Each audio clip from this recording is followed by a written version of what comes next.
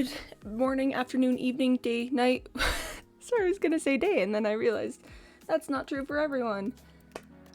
Well, anyways, welcome to the stream. My name is Quimby, and I hope whatever time of day it is for you, it's going well. Hope things are vibing. Hope everyone's doing well with the, if you're in the northern hemisphere, I hope you're doing well with the wintry season. If you're in the southern hemisphere, enjoy your summer. It's cold for me, so that's where my brain's at. We'll go ahead and switch into game view in about 3, 2, 1, and bop. Hello, it is me, Quimby. This is the lair thus far. I think it's coming along well. I've got a whole bunch of shulker boxes here that need to be picked up. Another stream, Casper. Hi, Lesbian. Oh, you're on your way to school? Oh, yeah. Thanks for stopping in. Have a good day at school. Bye. Oh, you're great, Bean. You're great. What a champ, stopping in on the way to school. That's impressive. Think I can hit that torch? Boom. Torch hit. Yep. Bye, Bean. See you later. Good luck at school. Don't let the crushing monotony of the constant day-to-day life overtake you. That sounds vaguely ominous, but that's how, that's how I feel about it. Am I early? Yeah, you're pretty early. We just barely jumped into the game. Welcome to the game, anyways. This is how the lair's looking at the moment. This is gonna be our main area of concern for today, is the little water area we've got here. Most of the main interior space of the lab is done. It's time to now make it into a supervillain area. I'm gonna hop out of F5 view, throw in some armor, and we'll get started with some things. I should pick up all of those shulker boxes, because I'm going to be moving them no matter what. We're trying out a new music today, so we'll figure out what it is. Yo! Sheep is back! Hey, Sheep! Welcome, welcome, welcome! Good to have you here. Welcome to stream. Hope day is going well for you. Oh, this area is still just pretty dang cool. Sorry, I'm doing a little tour, but the thing I should be focusing on is that I'm gonna need to fill in most of this section of the waterway and then excavate most of this section of the waterway. How have you been doing? I slept for so long yesterday. I got back from work on Saturday evening, and then I just basically fell asleep for many hours, and I woke up on Sunday and I was awake for a few hours here and there, and then I just immediately fell back asleep for 13 hours, and I guess I'm just tired or something. Maybe it's been a stressful week or something, I don't know. I've immediately run into the problem that I almost certainly don't have enough stone for this. I will pull out my ender chest to see if I have any shulker boxes that I put away that has any. But I'm pretty sure I'm gonna need to go back to New Stonk City for that. I mean, I could just start by trying to excavate some of this so that, you know, we don't have to go all the way back immediately. It's good to hear that you've been doing good, Sheep. Any fun, interesting things happening for you while you've been gone? I hope so. I hope you have fun, interesting things happening. That's the entire goal of life, is to have fun, interesting things happen. I'm just gonna fill this in a little bit. I want to get, I want to start with just a little ring around here and then have it expand as we go out and down. So just gonna do a little bit of filling in things here.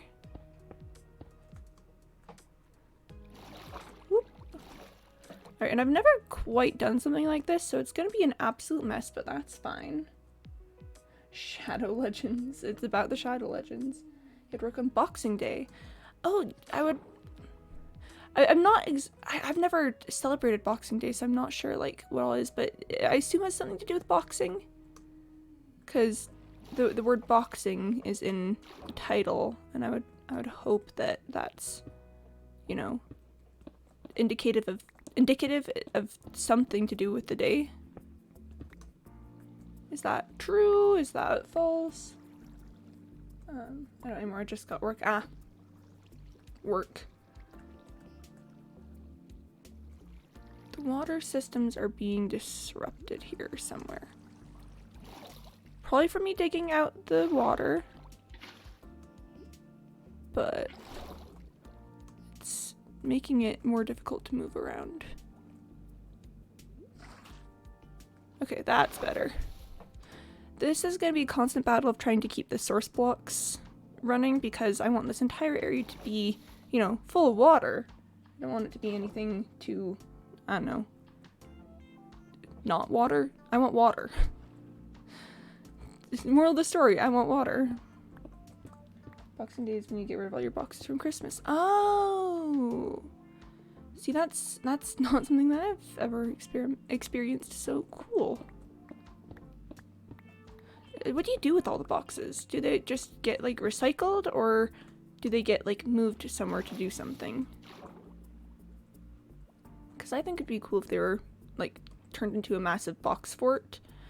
I'm very skeptical of them being turned into a massive box fort. That doesn't seem like the sort of thing that, like, I don't know, the world would actually go through with.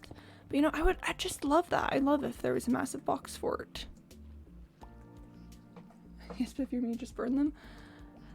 You know, that's fair too. Yeah, that makes sense. That makes sense. Okay, I'm kind of going a little in a fit of irony. I'm going a bit too boxy with this. I want it to be a lot more just, I don't know, natural vibes.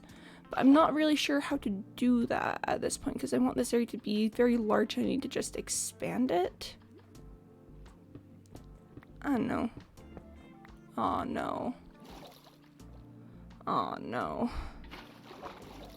I'm gonna need to fix the water so many times today. It's fine. It's all part of the villain lair experience. Is just fixing things. Maybe I should start from below. No, it still ends up with water. Oh, okay. I'd been hoping that like working underwater would mean that I could just let the water, you know, fill as we go.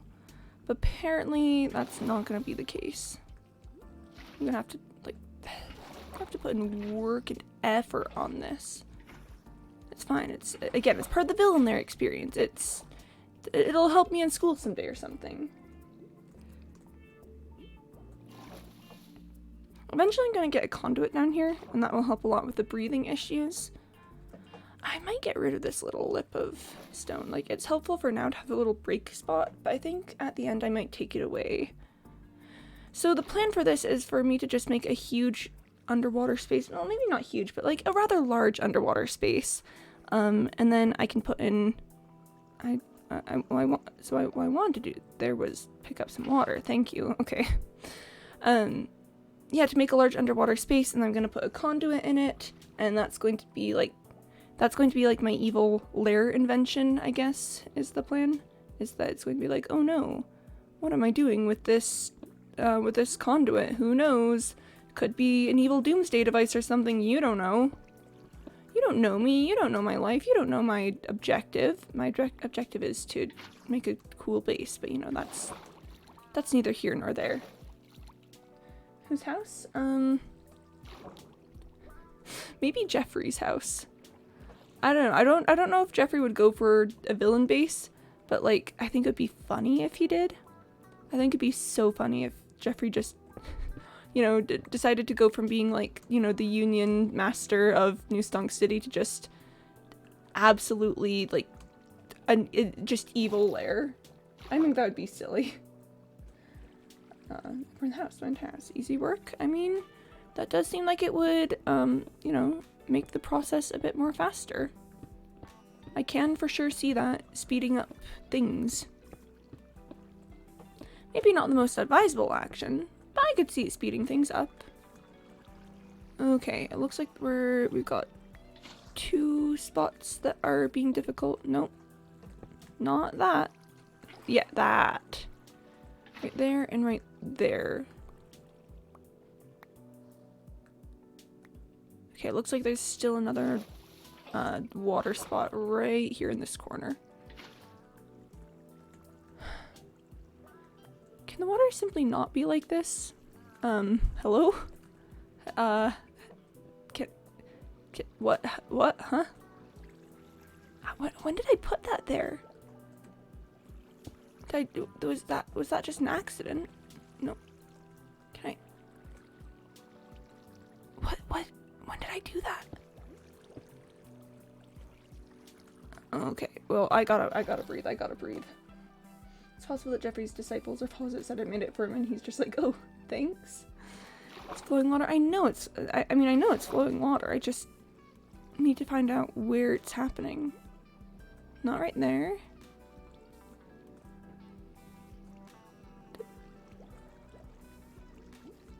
Where? I thought I solved this one, but maybe it's further this way? Oh, this is gonna bother me. Fun fact, this all is gonna bother me as we go along. Wait, I'm seeing a bit of a disturbance in the force right here-ish. I'm not sure if that did anything. You know, chat, I should probably just focus on doing the actual excavating right now and worry about the water later. Hey, Fart Face Me, yeah. Bazinga. It do be about the bazinga, though. That is a very important element to it. Maybe right here? I should just focus on doing the building stuff. Immediately goes back to trying to figure out where the flowing water is. I'll just use like kelp at the end to make it all source blocks, and then I won't have to worry about it anymore. And it'll be great. And I won't feel bad about it anymore. And we're just gonna have to hope that that's gonna be true. So I'm thinking I just make like a wide little sort of boxy space right now, and then go through later and make it a bit more like circular, symmetrical kinda.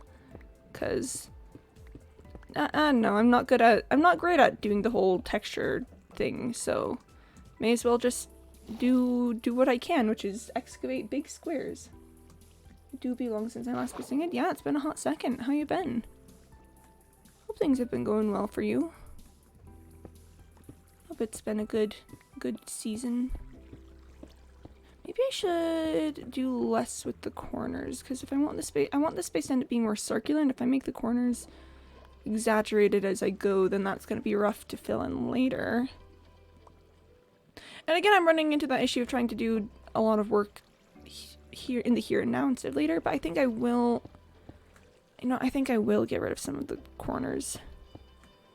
Because number one, that seems to help with the, not you. What just happened? Okay, there's a little space there. But yeah, getting rid of the corner seems to help with the water flow issue, the teensiest bit, and it also just makes me feel better about my life. And I approve of things that make me feel better about my life. Let's just... Oh, this corner is off. What happened here? This corner's correct, and...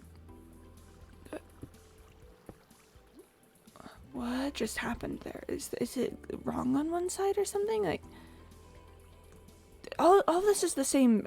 1, 2, 3, and 4. I'm pretty sure it's 4 on each side out here. So what's going on down there? You need to warm up again. I assume breathing. You mean? No. Buzzinga, bruzzinga, duzzinga, whatzinga, flowzinga, dryzinga, drownzinga. The only thing working for me is the chat. Let me check my... it doesn't look like I'm dropping any frames, and my bits per second looks alright. That might be on your end. You might want to you might want to reload the page and see if that helps.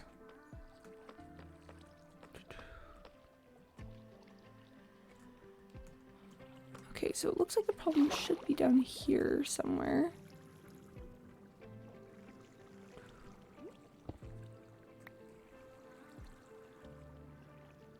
Why is it so weird here?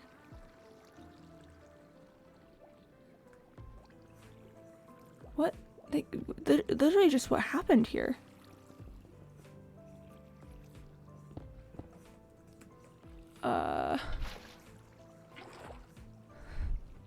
We now bring you your regularly scheduled. Quimby has no idea what's going on. Cause this one just goes nicely. Why does this one not just go nicely? Okay, so I'm gonna assume that like that needs to extend more this way. Does this need to extend more this way? What is happening here? I'm so confused. I have no clue what's happening with that. Why sing it? Sad sing it? Yeah. Water breathing potion sing it. Actually, that's a good point. That's a good point. Didn't think about that, but that's a good point. Yep. Especially because I've got some right here. Yeah. Potions of water breathing. Okay. Let's just, okay, so this. Is this not mined out properly? No, that's not it. That's not it. This isn't mined out properly? I'm gonna just get caught up in arbitrary issues if that's alright with you. If that's alright with you guys. I'm just gonna get wildly confused for a minute. Because I've got a corner. Then what's up with this corner? Because this is all looking correct up until like right here. Should this just be gone? But then I don't think that's right either. Why is there two here? Is it this wall? Is that what's throwing it off?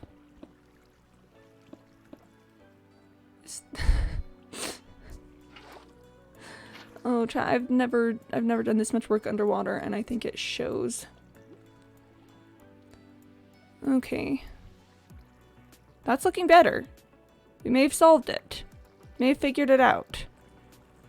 I'm gonna say yes and move on from there. I should get some light down here. Did I put that glow lichen away? Where is it? Night vision. Housing. You know, imagine remembering potions. That would have been weird. Ha ha ha. Oh, super fragilistic expialidocious singer? Whoa.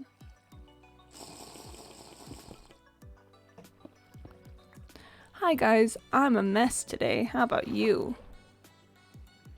Okay, well at the very least I think I've solved the corner issue. I mean this corner is obviously not great still, but that corner isn't supposed to be great yet. You know, it's got a lot of work to do. Okay, let's keep going, you know, let's keep on vibing. Don't mind me doing that which I said I would not. It's fine. I'm not wasting time or anything with things that are just going to get messed up again later. That would be silly. Ta-da! Hold.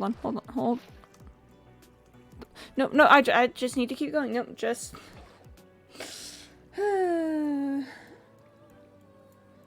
Favorite game? Breath of the Wild is a good choice, yeah. Minecraft is good. There's a lot of zingas in the area. Ooh, but can the neighbors really fault us for our natural expression of zingas? I don't think it's particularly fair for them to expect us to just give up the zingas, you know? That doesn't seem quite PogChamp of them. That seems kind of a bit weird champ, actually. I don't know why they would do this thing. Don't mind me just desperately trying to get the corners right. See, but if I leave the corner out there, then I don't end up with as much water issues. So that's great. Smash Bros. Minecraft or Portal. Ooh, Portal 2's definitely gonna be my favorite game. I've played it over so many times. It's just such a unique game experience, you know? There's a lot going on for it. A lot of things happening. I'm just a big fan of puzzle games. Puzzle games are my favorite kind of game, honestly. If it's got puzzles, I'm invested.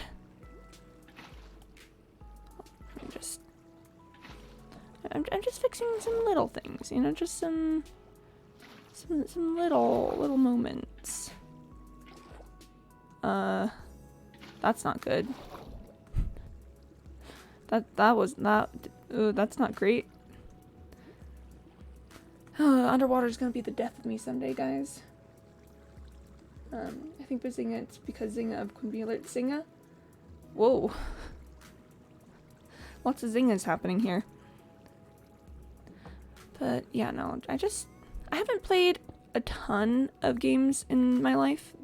I'm quite lacking on my gaming education. Why is there still just water here? Got him. Can I? There we are. No, I didn't. It's still there. Why is it still there? Okay, nope, not gonna worry about that. Not gonna worry about that.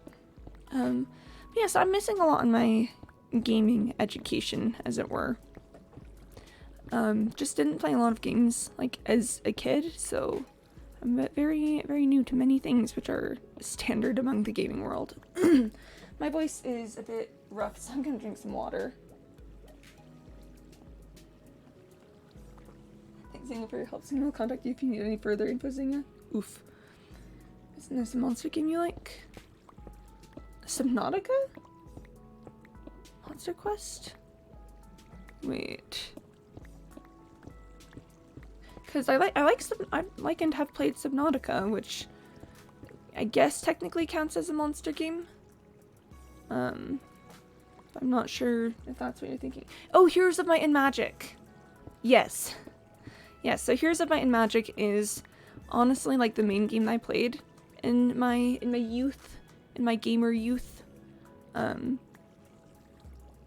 Gosh, and that's a good game. I should play it on stream for you guys sometime.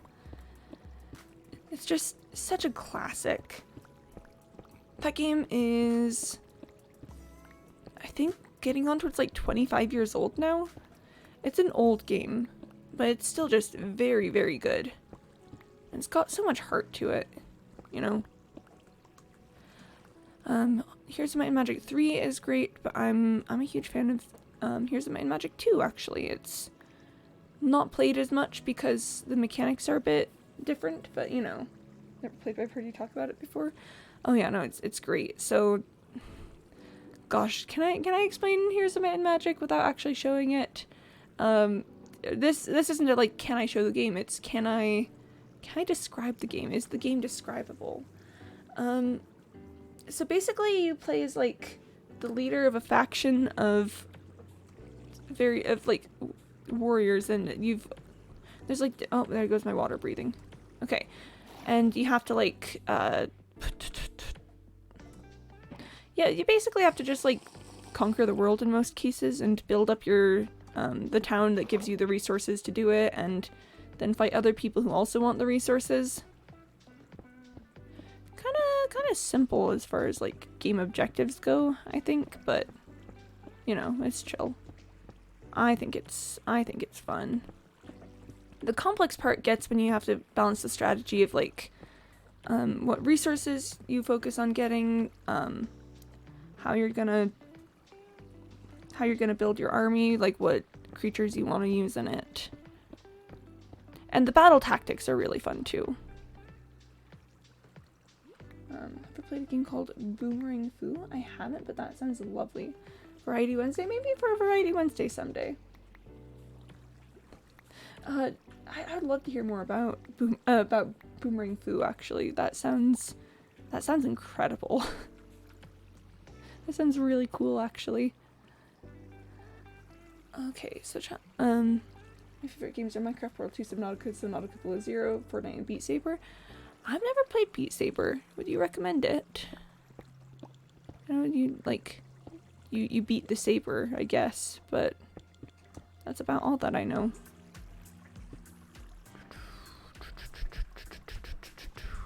Okay, so chat, I'm gonna take a second and just think about the design of this place, because I sort of want to vaguely like move it in a little bit at some point. I don't want it to be this constant like downward motion.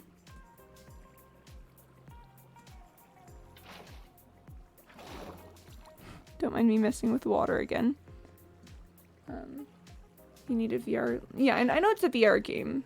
I know that you need like here. Oh, there goes my night vision. There we go. Okay, I have one more night vision potion. Yep. One more night vision. I have to go to New Stonk City sooner than I anticipated. And I am planning on like texturing all this and making it much less boxy. Unless I like the boxy look at the end. But I don't know. We'll figure it out. That's future Quimby problems. I know that future Quimby is gonna be like, why did past Quimby leave me with all of these problems? But you know, we're just gonna shrug to that. I'm just past Quimby. I have no idea what it's gonna be like for future Quimby. I should be expected to deal with all of these problems. Can I fix it? I think I can a little bit. I think it does a bit when I add water in like that. Can I? Okay. Sorry, I'm just right there. Oh gosh, this entire thing is gonna do it later. Do it later. Do it later. Do it later.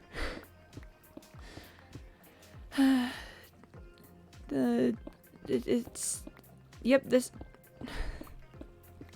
I've never done something underwater like this, and it's rapidly fraying at my mental state. I think my working brain is also just like a little more off because of that. Like, did I tell you guys about how much I slept yesterday? Because it was a ridiculous amount. You have 2420 channel points? Or 2 for 20 channel points, or more rather. Ah. Present Quimby. That's future Quimby's problem. Exactly. Future Quimby's got to deal with that one. Future Quimby has to deal with that. Also present Quimby. That future project, though. I mean, the future project is it's looking kind of good, though. It's looking kind of nice, kind of interesting, kind of hey there, you know. Future Quimby's gonna be so mad at me.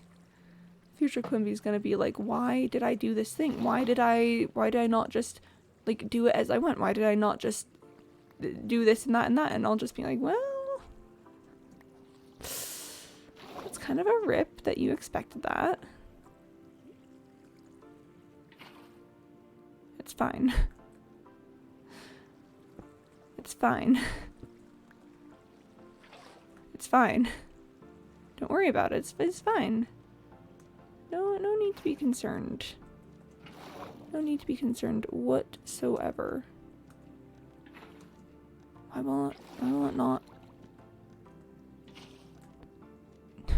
It's fine. It's fine. It's fine. I wish Nikki and Ray was here. Yeah. That'd be fun if Nikki and Ray was here. Unless future Quimby says, man, why didn't I just XYZ? Now future Quimby will have to deal with it. Bless. Yeah, Nikki and Ray they're good times. Okay. How deep do I want this rabbit hole to go? I think I am going to remove this slip just because I don't like how small the entrance is at the moment. This needs to be large enough to contain conduit in it, as well as a bunch of glow squids and lichen and stuff. So I think what I'm gonna do right now is I'm just going to greatly decrease the height of this place. I'm gonna bring it down to down for like a few levels, maybe 3 to 5 levels, and then we'll see how I feel from there. Mr. Malook is also fun. Aw, Mr. Malook is fun. Mr. Malook honestly comes up with like the best zingers. Like, you wouldn't expect it. You wouldn't expect of him because he's just like in the background a lot of the time. But sometimes he'll just say something and it's just like the funniest thing. So just, you know, just be prepared for that. Be prepared for, you know, a random out of nowhere Mr. Malook like a hot take that will leave us all reeling. It's quite impressive, really. Oh, but did I tell you guys how much I slept yesterday? It was weird. I might have said something about it, but I got home from work on Saturday and I just like absolutely like passed out for basically all of yesterday. I was awake for a few hours yesterday and then just nothing else. Sing like by the Sea by Tubbo. Oh gosh, I can kind of do it. The background music is not going to be correctly for it, but man, if I'm gonna be honest, I dropped out of college, found myself a whole new realm of knowledge, down the forest foraging for sounds that I can rhyme with orange. Look, I'm a simple gatherer among a world of hunters, not about chasing clout, I'd rather gaze at clouds and feel the comforts. Uh-oh, on the trending tab, hope this won't be ending bad. Checking analytics is like working in a forensics lab. Oh lord, life's getting hard, I'm too young for a credit card, and I crashed the very first time I drove my parents' car. Teardrops we've made friends between screens and deep sea steel hearts will teen scream my ears off. You mightn't believe it, a life full of streaming is real tough. It seems that feels rough sometimes, but that's the real stuff. Don't mind me messing up, it's fine. Day by day, putting on a brave face, taking pain. Wait, no. Oh gosh, what's the lyrics there? Doing a brave face, taking pain. What's the words there, chat? Do you know? They're taking pain straight away. Maybe made mistakes, but it's a-okay. We all need to take a break. Bum, bum, bum. If I'm gonna be honest, I need a little bit of, I need a little space to breathe. Oh, I don't have the exact chorus lyrics memorized. Oh, I should, hold on. I need to pull out a shulker box to fill with stuff. I see a dreamer over there by the water, but I got no phobia. Oh, I see a dreamer and he's ripe for the slaughter, but I got no phobia. Ow! I see a battalion sing of might and mights, but I don't hear the words. But I'm on a journey yet. Oh gosh, turning down. Okay, that one I might not know as well. That one might be a bit less high on my list of knowledge that I dropped out of college to find. I got no phasmophobia. Rip to phasmophobia being not had. Honestly, kind of an L. Kind of an L, not having phasmophobia. Kind of a rip moment out here. How much? Oh, I don't have the night breathing. I don't have the night breathing for this. If I'm gonna be honest. I see a dreamer over there by the water. Man, if I'm gonna be honest. Okay, chat, I think we need to go back to New Stunk City, because I only have water breathing potions left, and I definitely need night vision for this. So, we're gonna make a quick detour. Actually, this is good, though. It's good to make a quick detour because I need to pick up the Nautilus shells to make a conduit. Because it's gonna be my little secret villain device. Oh, is it nighttime? It is nighttime. I gotta sleep.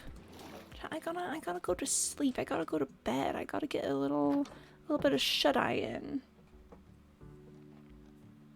I'm just holding a stone block as I sleep. I'm just like, Gotta get that stone block to hold while I'm asleep. Might need to make more rockets while I'm out there. I've got so many water bottles back at New Song City. I don't need to pick up any here. I don't think there's anything else I need to bring back. So, with not much further ado, let's get brewing. Let's get brewing, you know?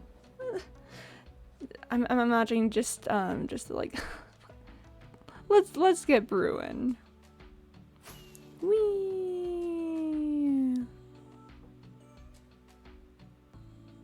Another news, I'm trying out a new music in the background today, and I'm kind of liking it. Are you guys, if you guys are having any thoughts on that, I'd love to hear it, but for one, I'm just kind of vibing. Just imagine sleeping with an entire cubic meter of stone, comfy bedtimes. You know, I really just have trouble sleeping if I can't have my cubic meter of stone with me as I'm falling asleep, you know? It's just, I need something to hold on to, and it's gotta be that cubic meter of stone. Imagine sleeping with a cat, I can read. So chill and comfy. Yeah, I have my dog. My dog sleeps on my bed with me, and she is a very good girl. Keep your arm warm. Yeah, my dog curls up in the crook of my knees. She'll just be like vibing there, and that is very good times, because you know, she's just there, and then you know, it's all warm and soft and snuggly. And then she'll wake me up at like 6 a.m. to let her out, and then I go immediately back to sleep because yeah. But dogs keep your feet warm? Yeah. Dogs just, they've got that instinct, you know, they've got that, they see the feet and they go, man, someone's got to keep that warm. Someone's got to, you know, get some heat on that. Dogs are the kind of animal to see a human's feet and ask, is anyone going to keep that warm, and then not wait for an answer. At least that's how my dog is. Did I not bring the shulker box with the potions in it? I hope I did. I really hope I did that. Okay, I do have enough Nautilus shells for this. Where have I been keeping my Heart of the Sea? I know I've got at least like 3 of them. Are those upstairs? Do I need to go upstairs for those? Cats can go away when they want. Apparently I was flying there. Okay. I didn't notice that. I was just reading chat. Okay. The way that I've always heard it said about cats and dogs is that dogs give more, but cats take less maintenance. So it's always, you know, a bit of a trade-off there. Haha, I do have a Heart of the Sea. Bam, who's laughing now, Mom? He said I couldn't get Heart of the Sea, that I should just become a lawyer instead, but no, I got one. This is on one day wand. Oh yeah, you have no control over this. Ah! That was fine. But yeah, so dogs give more than cats, but cats are more self-sufficient, so they don't need as much. I like having a dog personally. Having a dog is what I desire and want and enjoy. But I wouldn't mind having a cat, you know? I do love cats too. I never understand when people are like dogs or cats, it's gotta be one or the other, because I like both. This is where it is. Yes. Alright, what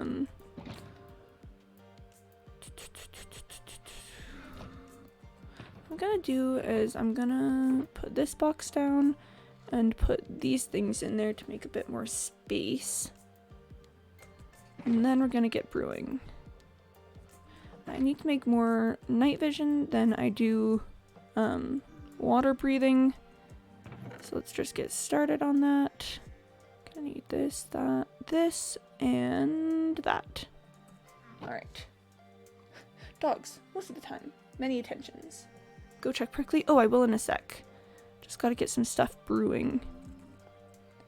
cats. Most of the time. And most of the time, not so many attentions. That's how it is. That's how it be. That is simply how they are. Yes, I'll get some awkward potions brewing, and then we'll go check on Dr. Prickly, PhD. Dr. Prickly, PhD. Alright, chat, it's time to go check on Dr. Prickly, PhD. Like turtles meme? I don't know that I've seen that I like turtles meme. Dr. Prickly. How are you doing? How are you doing, friend? Hope things are treating you well here in your little glass box. Again, remember, this is for the best. I can't let you be out here where it's dangerous. You know, I'm doing so much work to try to solve this, to try to fix everything. But you just gotta stay here for now, okay? It's nothing personal. I swear it's nothing personal. I'm not... This isn't vindictive or anything. It's just... I need you to be safe. And this is the only way that I can ensure that at the moment.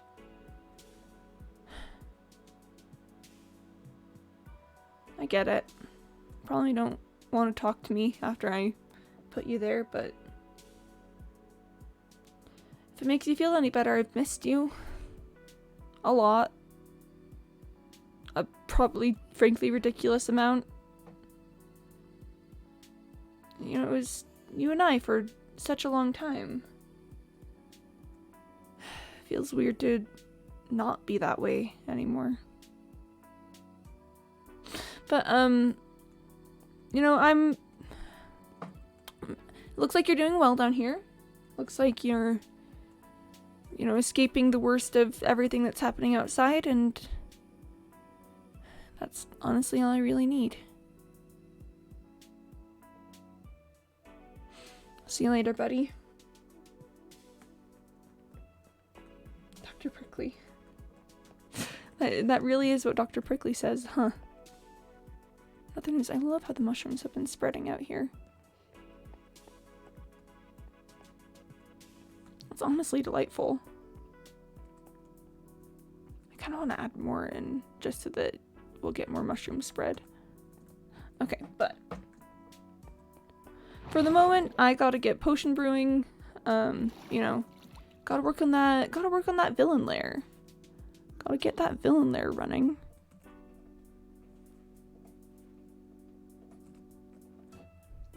You know, Dr. Prickly will be fine. It's not like...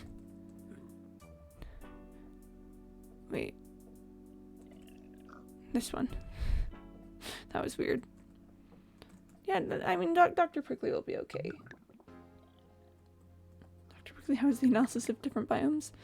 I'm sure that Dr. Prickly's got some work. I don't have any notes that I can give you guys now from Dr. Prickly, but maybe if we go back later, we can see what he's been working on. Got a weird number of glass bottles here. I think I got rid of some for some reason because I couldn't hold on to all of them. No, I want this. There we are. Let's just throw some more potions in there. Fundy made a thing? I mean, Fundy usually makes many things. That guy's he's certainly a thing maker, you know. He makes so many cool things. It's a good video. I should check it out. You know? Like, I was quite frankly just like kind of in awe of the one he did about like making Minecraft dance move controllable. Like, what kind of mad genius is this guy? What sort of thoughts are floating around in that big old brain? Let me just get some more potions on. Get a few more potions in the stands.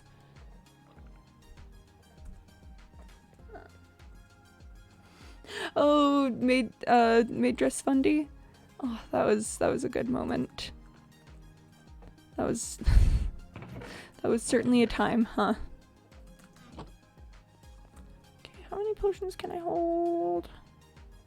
I can probably pick up 4 more. I mean, I know I could do more than 4, but I want 4 because then that'll bring me to an even number of water bottles. Ta-da! Even water bottles.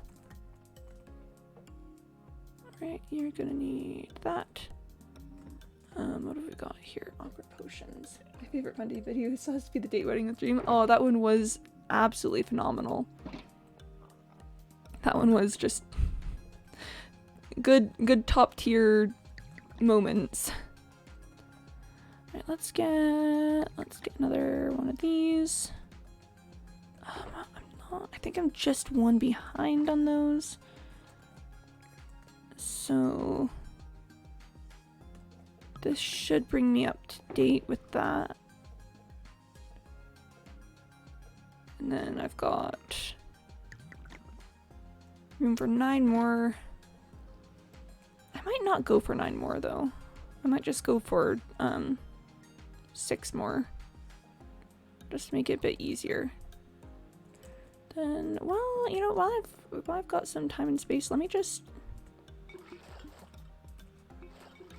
get some more awkward potions set up. Got caught in 4K by Philza. I do remember that. Yeah. Yep, that. Yeah, yep. I remember that. That was a good one. Good moment. Yeah, because I'm pretty sure if I get this, then that should be good. Apparently, why are exactly 2 of these only 3 minutes long? I mean, I'm glad I checked, but why are exactly 2 of these 3 minutes long? That's kind of weird, champ. Long potions. Long thick stick. Oh no. Long potions and long thick stick. It's all coming together now. It's all connected. It's all part of the same narrative. Man, I can't believe I got caught in 4K like this. That's kind of embarrassing. It's kind of really awkward. Ripped me in particular. But that should be everything that I need for the moment.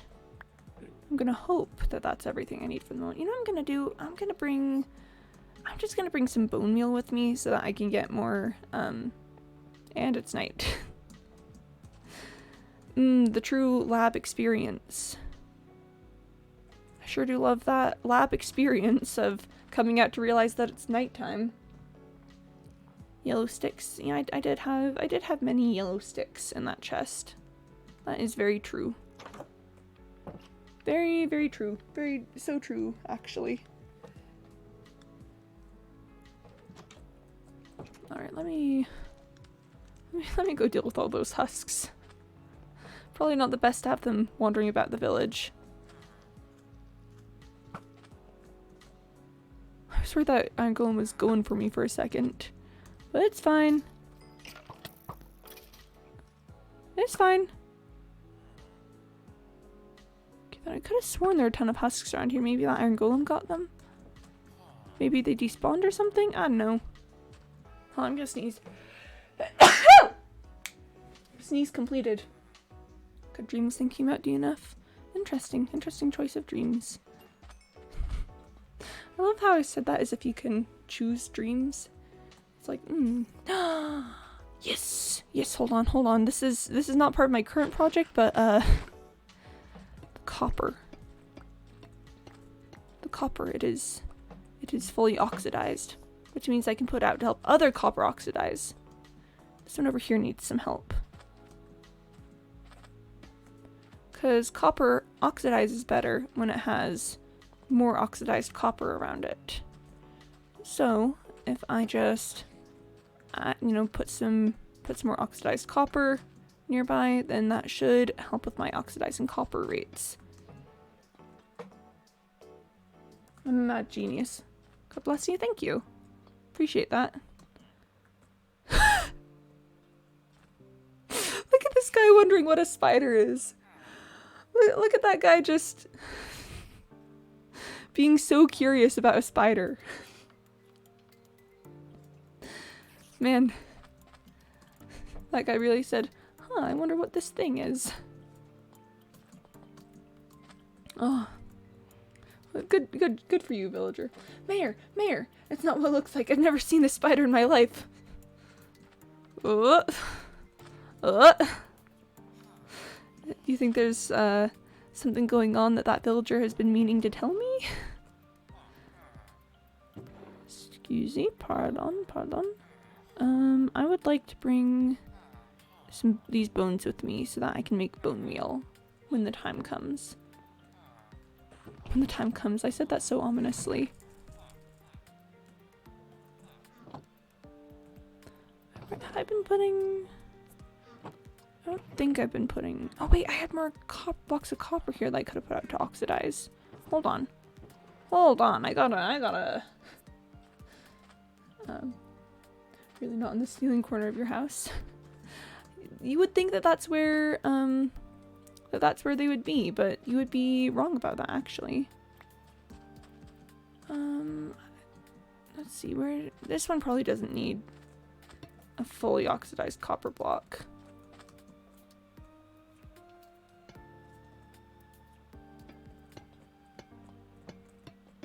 Okay, and then... Bop! Okay, is there another one that doesn't need a fully oxidized copper block? I mean, these ones are doing pretty well, but I'd prefer they were completely done before taking away the block. These two could maybe... I don't know if they could share one. I don't know if that would count. You know, this one. I'll pull this one away.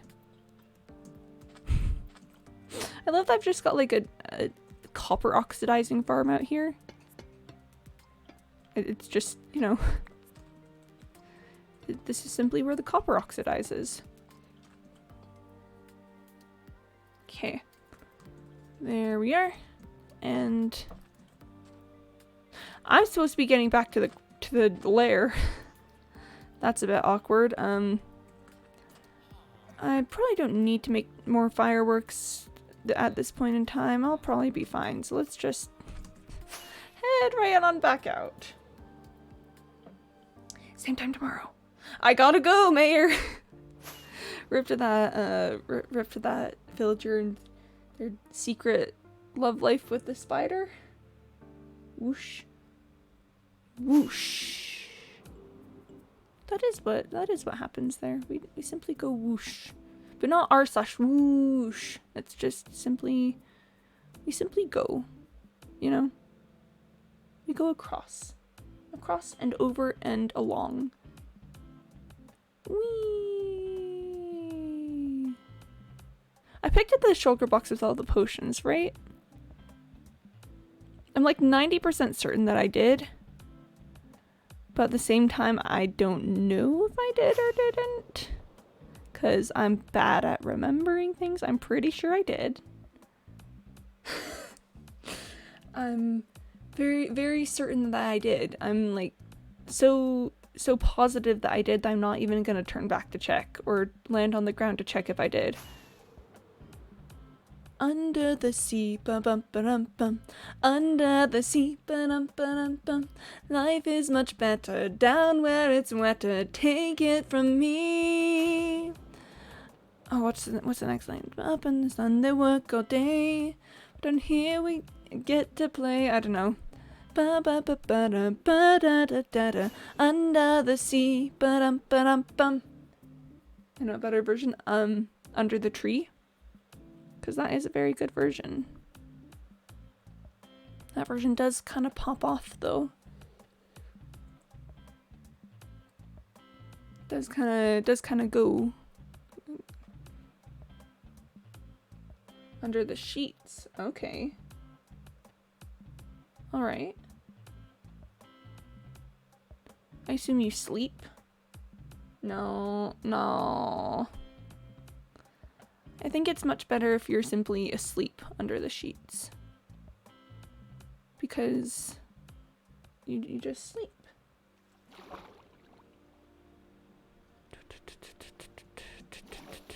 Alright, chat. We're back on island. I've got the supplies to make a conduit, and I've got the potions that I need to do the work. So that's good. That's a good start. That's a good start to it.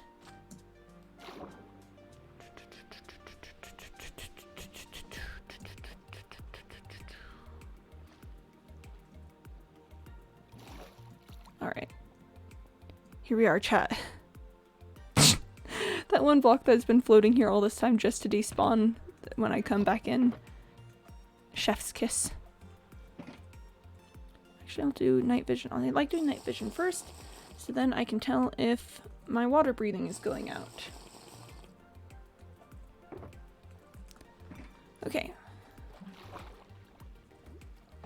Alright, and let's just pick up where we left off. Let me just, yeah, fill that back in for the moment. I will be getting rid of that block eventually, but not right now.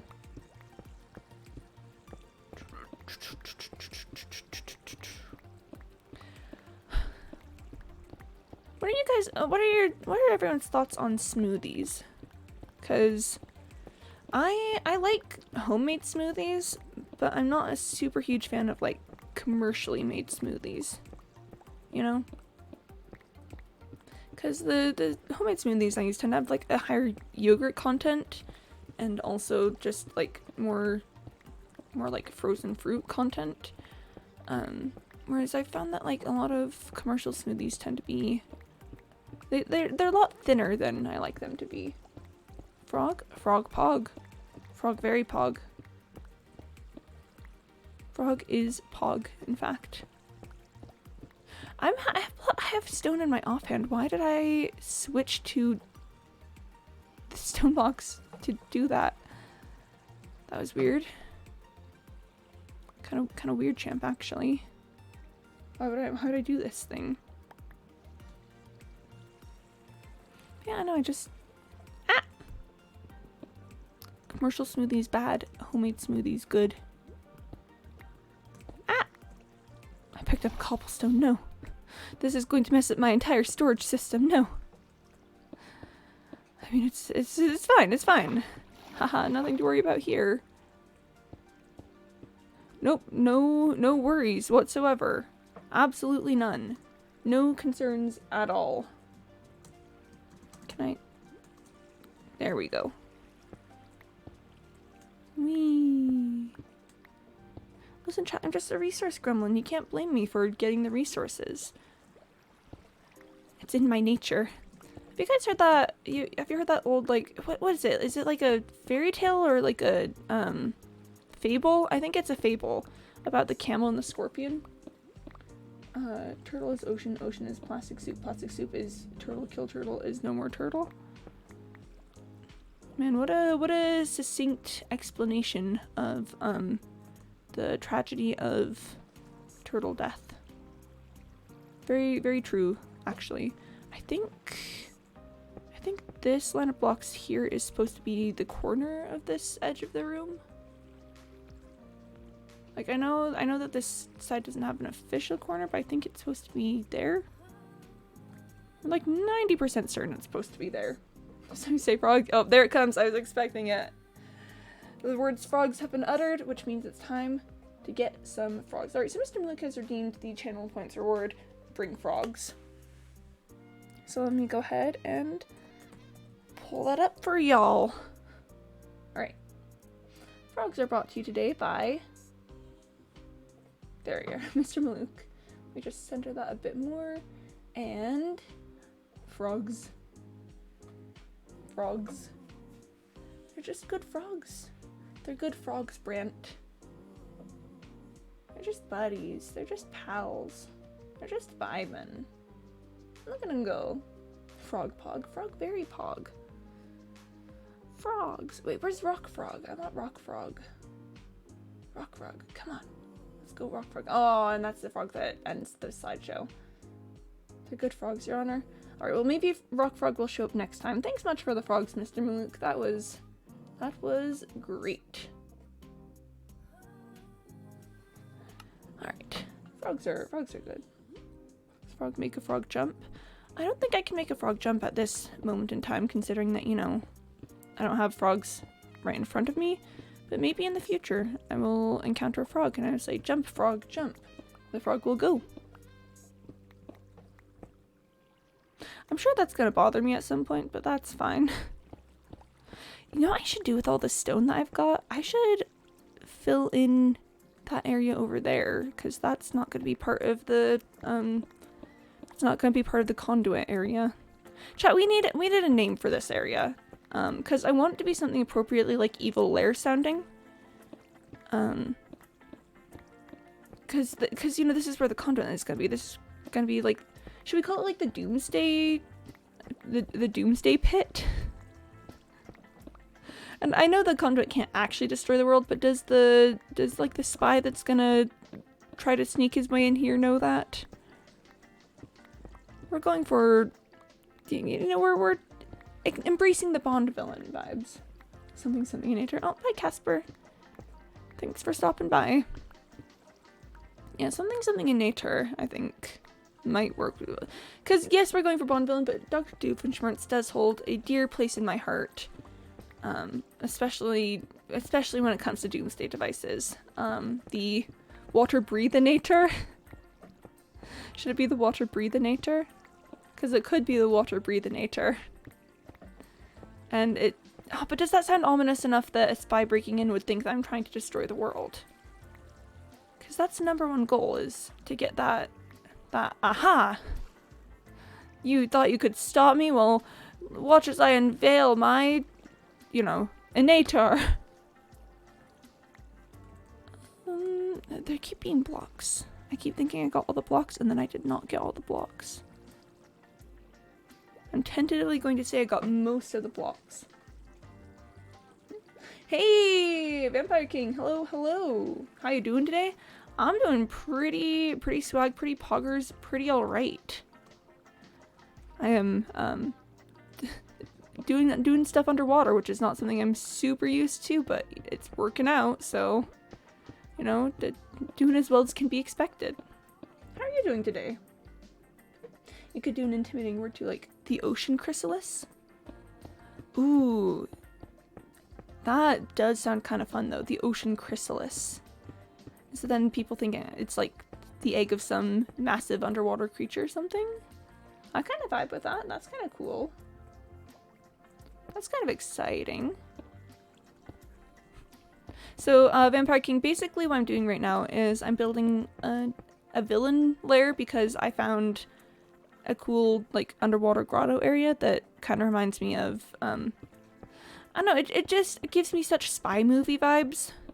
It's like, there's an area above water and then you swim down, like, a mysterious tunnel and the next thing you know, you're, like, in a cool base. And what I'm currently doing is I'm making a spot to put a, why is the word just escaped me?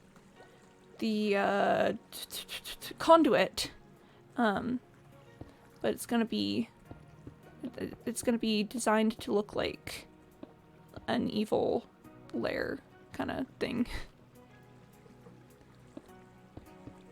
You know, sometimes you just find an underwater grotto and then just feel an inexplicable urge to turn it into a Bond villain lair. That's what happened to me. Okay, I gotta fix this section up now. And I know I'm going to just retexture all of this again later, but it's about the it's about. I'm sure you understand. It's about.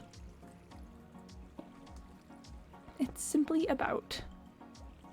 You know what you can call the conduit? The ocean crystallizer? Ooh. Okay. Okay. The ocean crystallizer. It's got a fun ring to it. It's like, oh man, something bad surely will happen if this device is completed. And, I mean, nothing bad is gonna happen. It's literally just gonna let me breathe and, you know, and all that fun stuff. But it does sound kind of evil. Oh, there go my potions. Hold on, I gotta do some semi-illegal substances. Potential plan, but what could it mean? Maybe I'm desalinating the ocean and making it inhospitable for ocean creatures? I always play a villain whenever I play this roleplay. Yeah, I myself am not, like, very villainous whatsoever, but let me tell you, there's just something so satisfying about playing a villain. When I was younger, my friends and I used to just do, like, we used to play out, like, little made-up storylines and adventures and stuff, and I would always do the villain voices because, you know, villain voice go brr. And I remember one time there was someone new, like, kind of joining in with us because they had done something similar in their childhood and wanted to, like, vibe with us.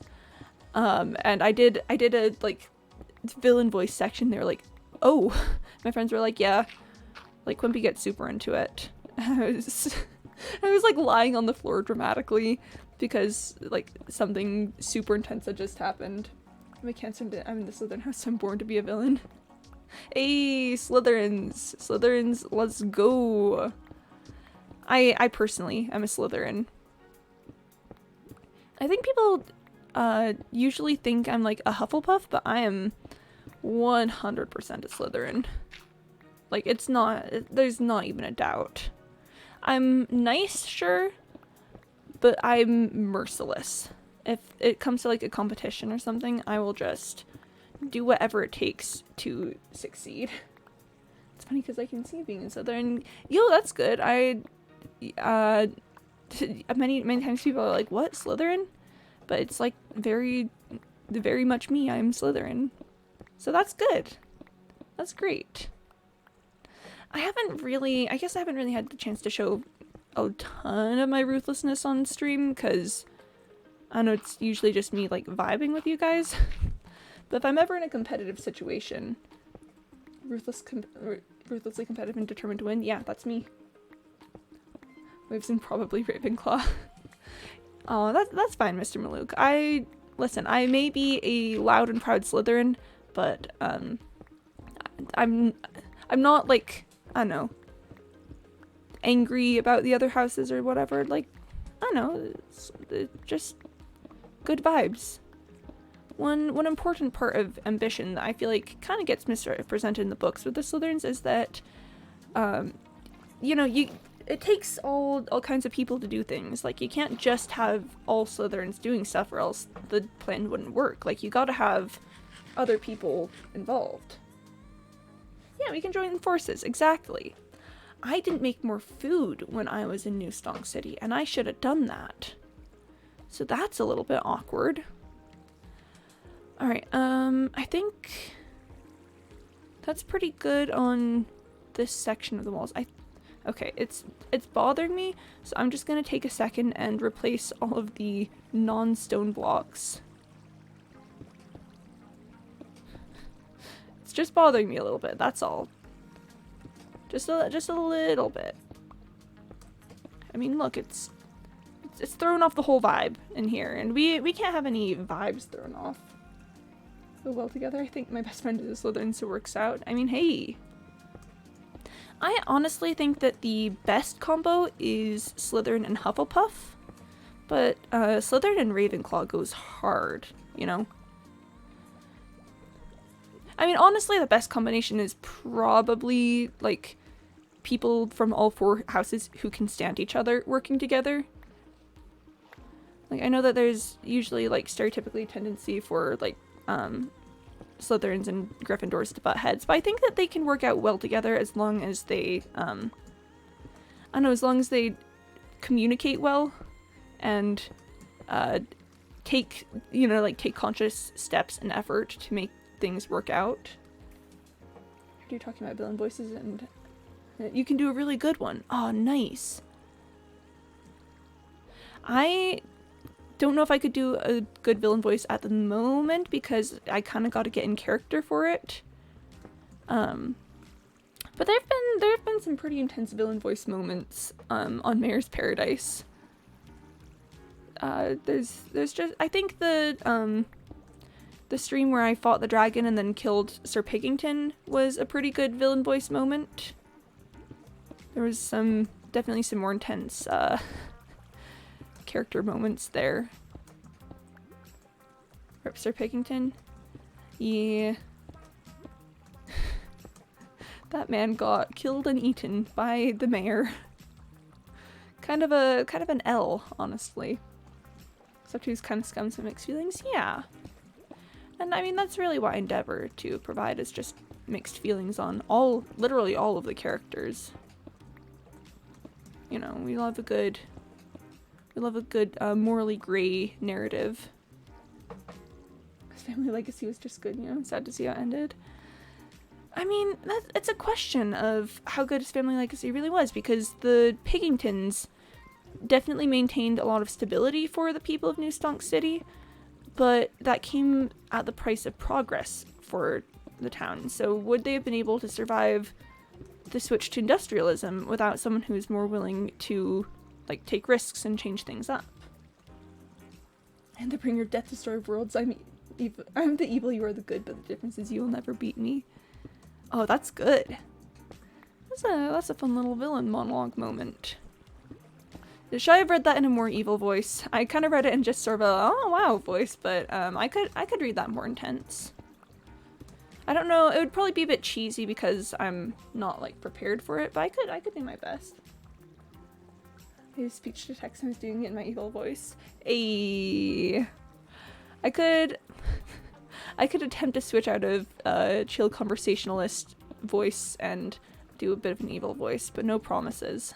Hold on one sec. Okay. Don't worry about it. Okay. Someday I'll reveal my full villain voice, and then the world will not be ready for it. I mean, I would absolutely love to just. I honestly just want to like get in a roleplay circle and then gain someone's trust, only to betray it dramatically at the last moment. That's all I want. Just a good old, just a good little, you know, betrayal moment. Same, yeah. It's just about it's about the betrayal at an intense and dramatic moment.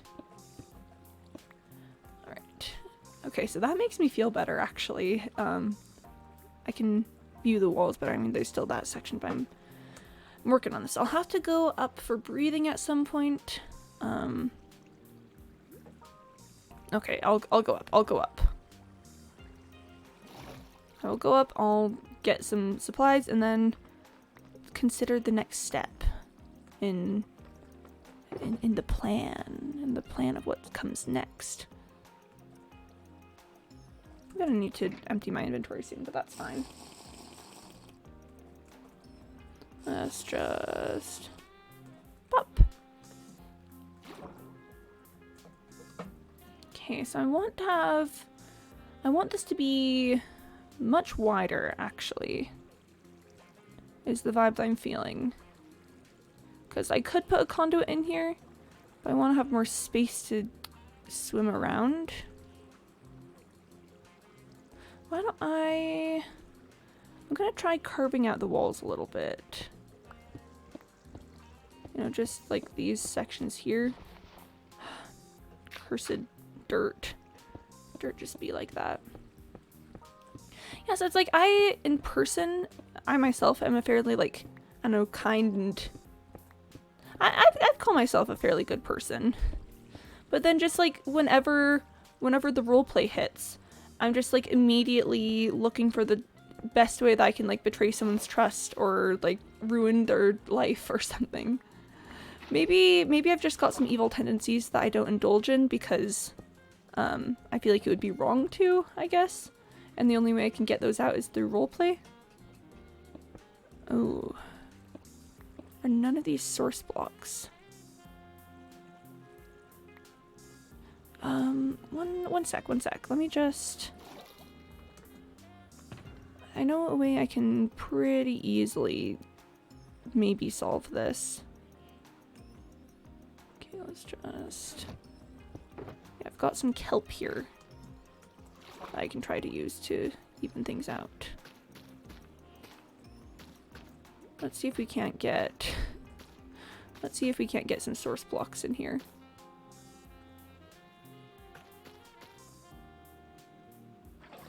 There we are. As I play D&D, I think the next playthrough we do, I want to convince my game to let me betray the group at the end. Yo! That would be fun. A nice little group betrayal there.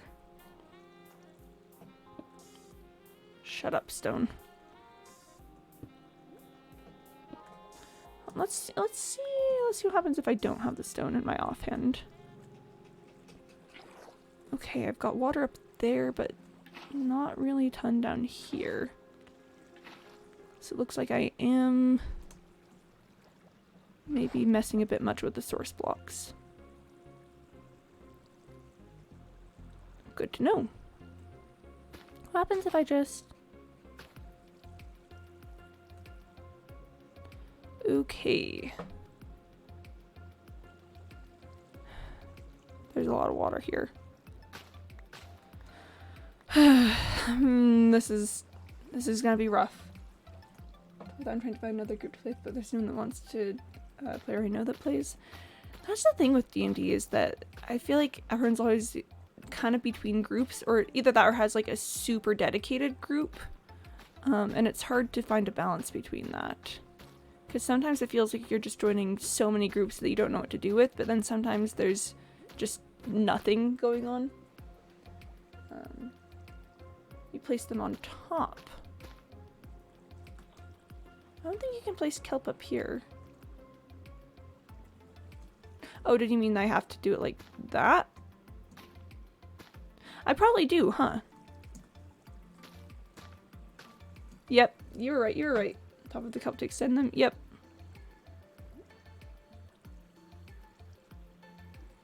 Yep, well, I'm just gonna let that kelp vibe for a minute. You know, maybe I'll just fill this place with kelp eventually, and then just let it grow to turn it all into source blocks, and then just deal with that, with the consequences of that as it comes. That's fine, I'll put that kelp back in a sec.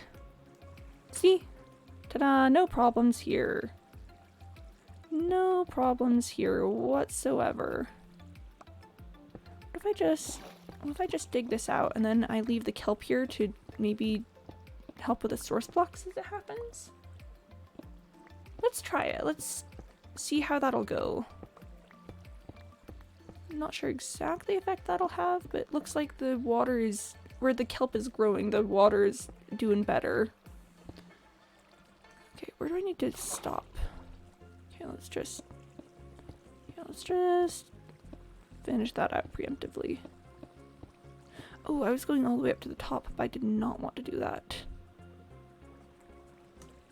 Let me just, yep, just fix that right up. So then theoretically, as the kelp grows, it'll have an effect. Yeah. I'm sure this is a good plan. I'm sure that this will have, you know, a good result at the end. And it sucks because I want to play more D&D, but I can't find anyone. Oof, the constant struggle of wanting to play D&D, but then, like, is there anyone to play D&D with? I'm gonna need that for when I dig out this side. Okay. And I'm making it kind of very boxy at the moment, but I want this to look just a little bit more natural than that, so I'm probably going to go through, finish this all out, then decide that I hate it and just do some major edits on the entire thing. Curses, I broke the kelp. I'm sorry, I didn't mean to. Forgive me, I did not intend for this to happen. Just go to the ocean, get a boatload of kelp. I mean, I could, and the ocean is right outside, so that wouldn't even be hard. But I kind of want to, okay, how about this? I will finish digging out these sections here, and then I will go to the ocean and get a boatload of kelp. Because it's literally right outside, and I got this kelp from right out there. That one I was not supposed to. But yeah, so yeah, I'll finish digging all this out, and then we'll go pick it all up. Ooh, little dancy guy. Ah, I love little dancy guys. They simply dance, you know? They're just out here living their best dancy life. Would that I could be so free and excited about life as the little dancy guy. Sorry, I did not mean to. Please forgive me, I did not intend to break the kelp. That was not my intention when I encountered this mortal plane. I like little dancy guys. I'm always just fascinated with like all the different emotes that there are. Like, there's just so many emotes in this world. Yeah, I'm gonna finish this out, clear up my inventory, and then kelp it up. Cyborg! 100K baby. Oh, Cyborg, you're just part of the bourgeoisie. Just accept it. Just accept that you're part of the bourgeoisie and move on with your life. No. Oh, my water breathing and night vision. Ah. Okay. I'll finish this afterward. The water breathing and night vision is too important for that. No, I'm just gonna use this and shove all the stuff in here. Yep. Including the bone. I don't need the bone at this moment. And these. Don't need those at the moment. And time to pick up kelp, I guess, but first let's grab some more of these. Booming cask, are you ever going to make a bedrock version for an SMP? I might. I couldn't play on it myself, which would make it difficult because I'd need to have like some admins and stuff. And I don't really do a ton with the Java SMP that I do have, which I should do more. I feel bad about that. But I'm not against it, I guess. I think the ideal would be cross-compatibility, which I know is possible in some cases, but that sounds like something that's a bit more intense than I think I'm prepared to manage. Because again, I'm so barely technically competent even to do like streaming and stuff. I'd love to be able to build some stuff on your SMP. Oh, I'd love for you to be able to build stuff on the SMP too. I wish that I could just like have everyone be able to build stuff and do cool things. That would be the dream, in fact. That would be just the best. But, yeah, so I guess the answer to that is maybe if someday I figure out how to do that. I don't currently have any plans to, again, mostly just because I have no clue how to do that. That's probably enough kelp.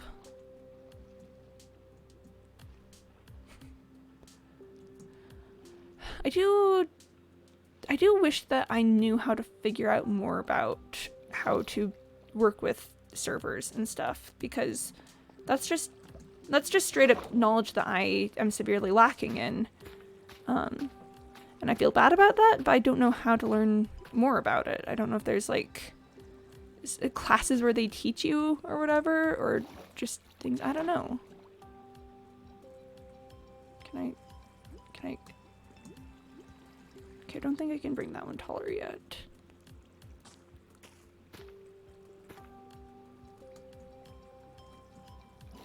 Maybe as these ones grow taller, I can bring those ones taller. But we'll start with this. Do you see my new profile picture? I finally got a good one. I didn't. I could probably take a look though. Let me just place this row of kelp. Kelp. I need somebody kelp. Not just anybody kelp. Okay. Here, I'll take a little look.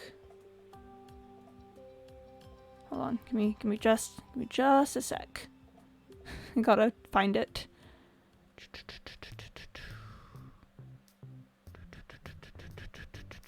Whoa! That's a cool profile picture. That's pretty... Whoa. That's intense. Hello. Yeah, no, that is a good profile picture. I like that a lot. Profile picture on Twitch. Yeah, I figured. I was taking a look at that. I usually assume when people tell me about their profile picture here that they're talking about Twitch. Which maybe I shouldn't. Maybe I should ask clarifying questions instead, but it worked out well this time. I feel bad about breaking the kelp. I don't want to break the kelp. The kelp is helpful. The kelp is useful. The kelp is fulfilling my dreams for me. But yeah, no, that's a cool one. Let me just... Yep, there we are. I could put more... kelp on the sides to help deal with the flowing water areas, but I really just kind of want to fill up the entire area at the moment just to get the water source blocks going. And wait, what? No, I shouldn't do that because I'm planning on expanding this area, so I shouldn't fill it with kelp yet. But I kind of want to because I've been having trouble picking up water in these areas.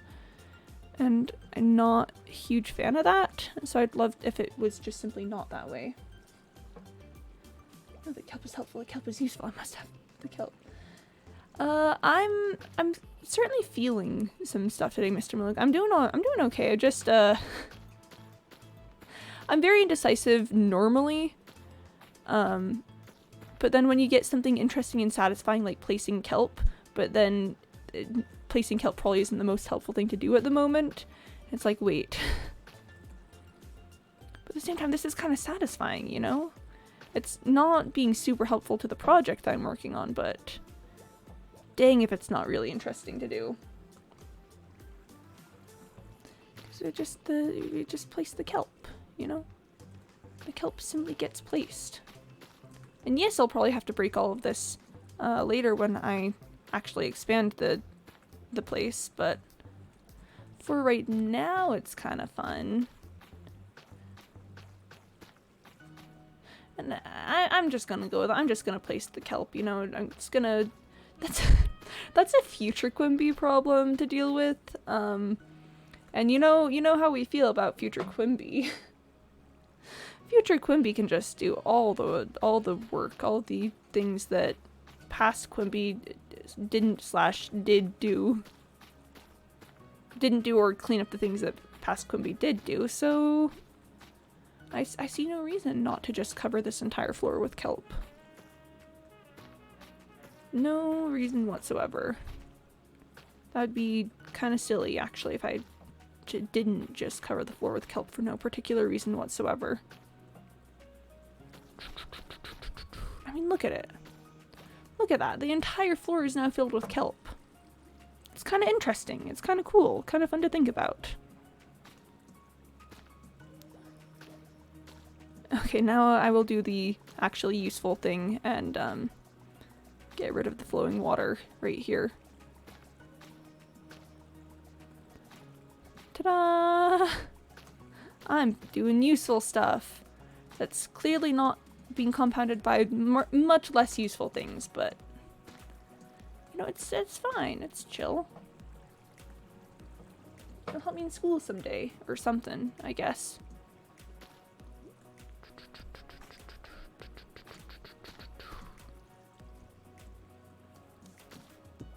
Ah! I forgot I had that stone in my offhand. Okay, well now that I've got kelp placed to help deal with the flowing water, so the main reason why I'm putting so much kelp out is that I'm having trouble picking up water just from this main area, which makes me think that most of this is not source blocks. So, I'm obviously dealing with that by making it all source blocks with the kelp. Wait, can I just... This is going to be a grand waste of bone meal. But that's fine. I've got many bones. I certainly have a good amount of bones to have. I could literally just go back upstairs and pick up more kelp from the ocean. Hi chat.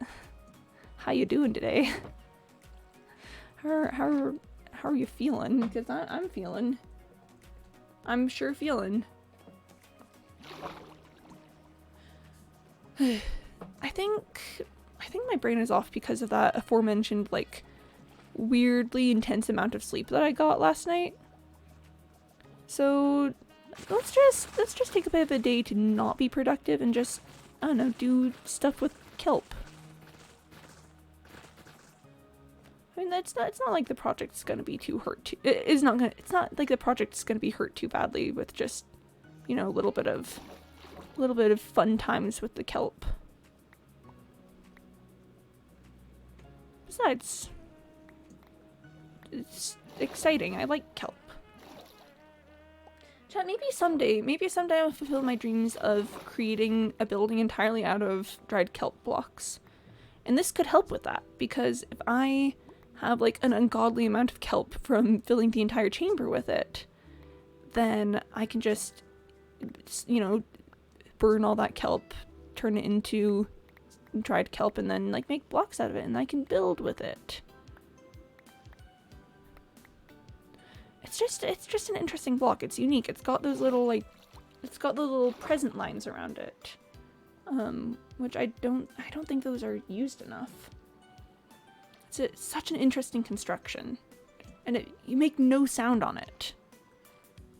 I do wonder if that's gonna have like implications when the warden comes around, because the warden navigates by sound and finds you by sound. So if you like place, I don't know if like breaking blocks would wait, so but just consider the strategy. If you could just like place kelp blocks to walk on, and if that could prevent the warden from finding you, the implications are really interesting to think about. Like, what's it gonna be? How's it gonna do?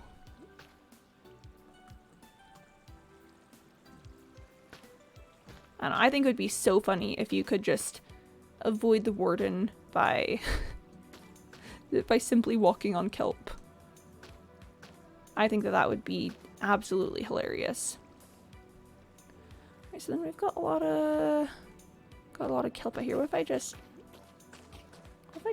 swim around and like place kelp? This isn't gonna be the most efficient way to do it, but this is certainly a way to do it, you know? Of vibes, these are certainly some of them. Certainly some of the vibes.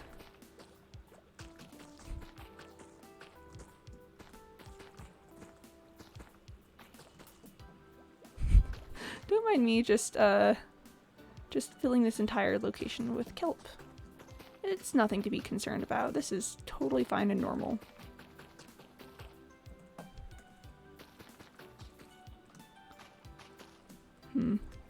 Got this one kelp here that, yeah, there we are. I was having trouble hitting it.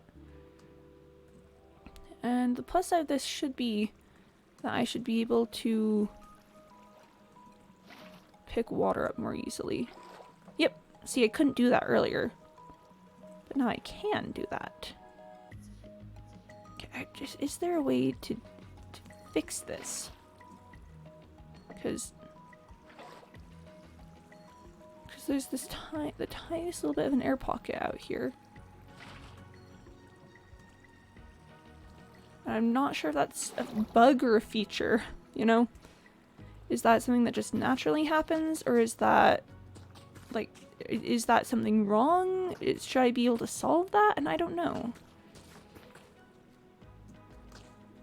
I kind of want to give this some time to grow and, like, fully consume this area so that I can theoretically pull water from anywhere in it. I could work on some other things. I could stick around this area and just give this time to become like a crazy tall kelp forest.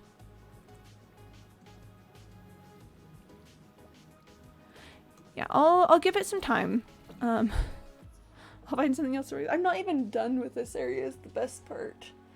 I'm not even finished. I want to excavate it more.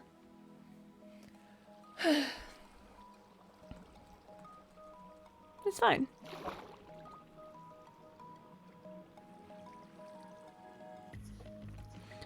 Okay, well, you know, while the kelp is growing, I'm gonna start thinking about the future. I'm liking this thus far. You know, it doesn't need... I was gonna try and go for more of a, like, I don't know, natural vibe earlier. But I don't think I necessarily do need to do that. And I'm kind of content with the shape of this room at some point. Maybe if I, like, remove some more squares from out here, you know, make a bit more... I'll have it go in a bit more. I want the bottom at the very least to look more natural though. So once the kelp is all done out here with, you know, growing and making this onto source blocks, I'm going to then immediately ruin my work by digging down below it and, you know, trying to make it look kind of more rocky and unnatural. I might do a bit of work with the sides too, who knows. Not me, certainly. I don't know what the heck my plan is. It's just gonna be something. But again, for the moment, I'm gonna try doing another one of these fun little cutouts that I had going on there. Like that, yeah. So we're just gonna do a little cut along here. I like that having the kelp on the side means that I'm not immediately running into some air pockets. So that's a plus at the very least. New name, the Kelp Pit. Cries for kelp. This is a cry for kelp. This is 100% a cry for kelp. Sometimes you just need a little bit of kelp in your life, and when I say a little bit of kelp, I mean a lot of kelp, actually. This is so much kelp. But I need it. Also copper, but, you know. No, I didn't mean to... I was on Fortuna there. Listen, I love Fortuna. Best Fortuna is, you know, my favorite pickaxe, but like I wanted a silk touch moment there. Yeah, let's trim these sides a little bit more. There's so much kelp that it's just a bit hard to navigate around here, but that's fine. I asked for this. I wanted this. I looked at this and said, this is how I want it to be. And I've got a little bit further to go. One more. There we are. Yeah, it just makes the room a bit larger. I want to do this. Kelpless. Kelpless in... Oh, wait, no. I was thinking of Sleepless in Seattle. Kelpless in, I don't know, New Jersey. Why does that sound like it could actually be like a humorous, like, romantic comedy though? No? Like, okay, so imagine a romantic comedy about a guy who owns a kelp business, and his father owned a kelp business before him, and his father owned the kelp business before him. He's got like this big family history, and he's got so much pressure to like take over the kelp business and run it efficiently and like continue the family kelp greatness. He's just a kelp guy, she's a mermaid. Oh my gosh, I wasn't thinking mermaids, but hello.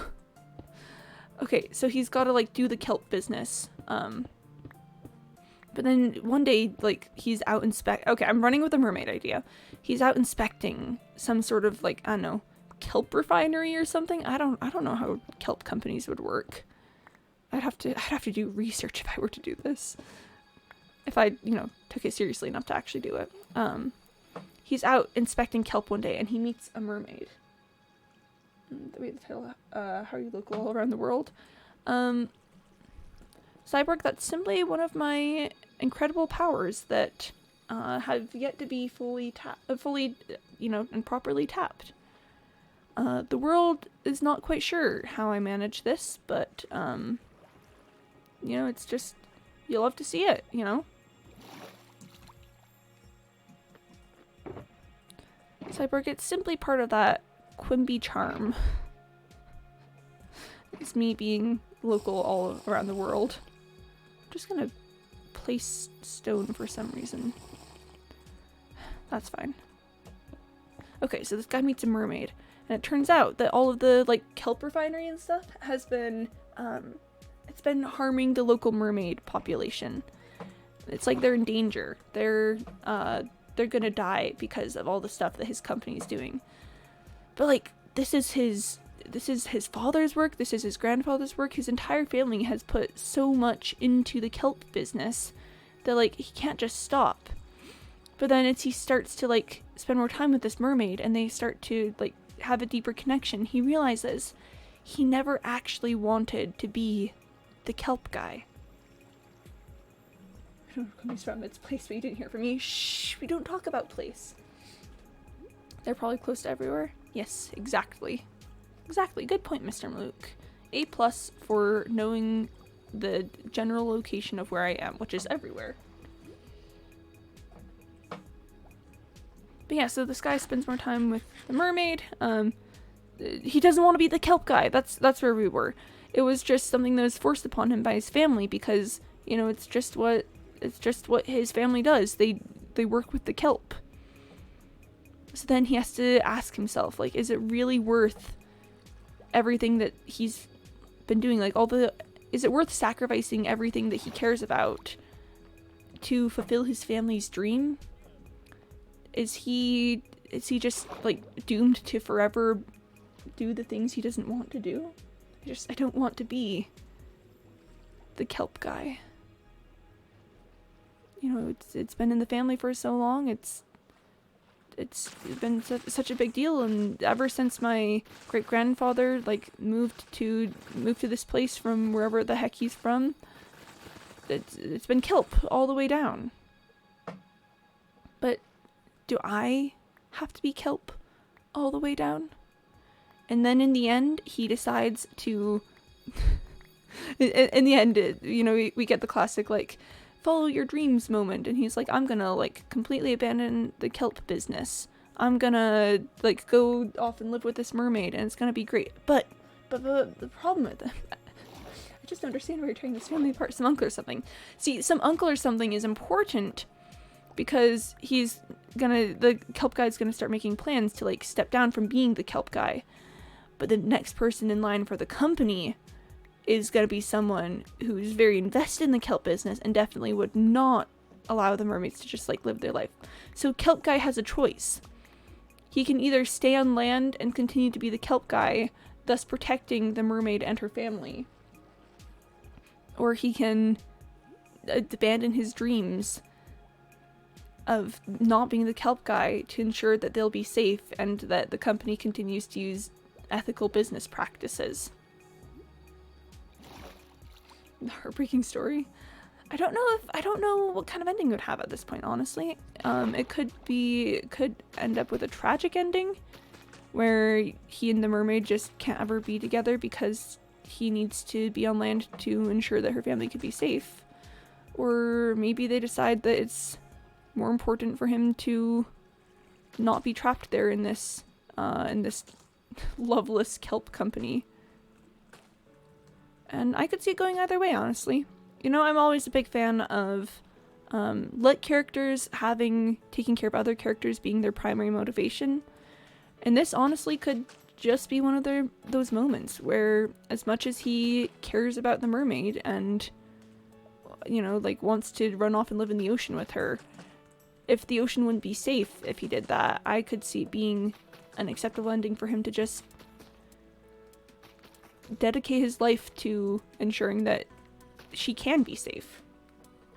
But in that case, I think it wouldn't. We'd have to play it carefully, not like I just have to go so that you can be safe. No, I think what it would have to be is him maybe changing from being, like, just a kelp guy to changing the company to working on ocean conservation or something. Maybe he decides that he's gonna, like, take the company and start doing things his own way, where instead of, like, working with the kelp and stuff, maybe they're just gonna like, I don't know, work with the ocean and like wildlife and stuff, ensuring that it's a safe and healthy environment. I could see that being a happy ending. He stays, but on his own terms. Yeah, he stays and... Here, hold on, He stays and makes sure that it can be a safe place, but yeah, he does it on his own terms. He doesn't give in to just the soul-crushing monotony of the kelp company. He comes into his own as the CEO. No longer is he just a kelp guy, he is now an ocean guy. That'd be a fun little dramatic twist, I think.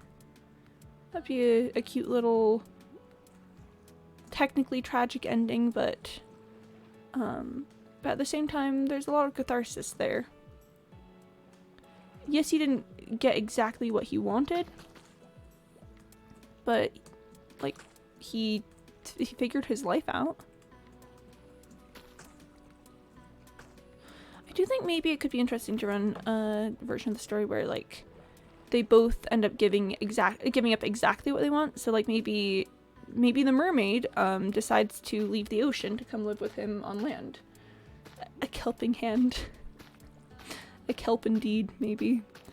Yeah, maybe the mermaid comes to live with him on land. You know, to help him with the ocean conservation and to bring like an insider's perspective to everything. That could also be fun. Like maybe they work with their dreams to find a way to stay together. We all need a little kelp sometimes. This would be such a fun movie to like write and produce. That would just be fantastic. Sometimes it's not about the kelp you grow, it's about the kelp you give. Or, you know, something else cheesy.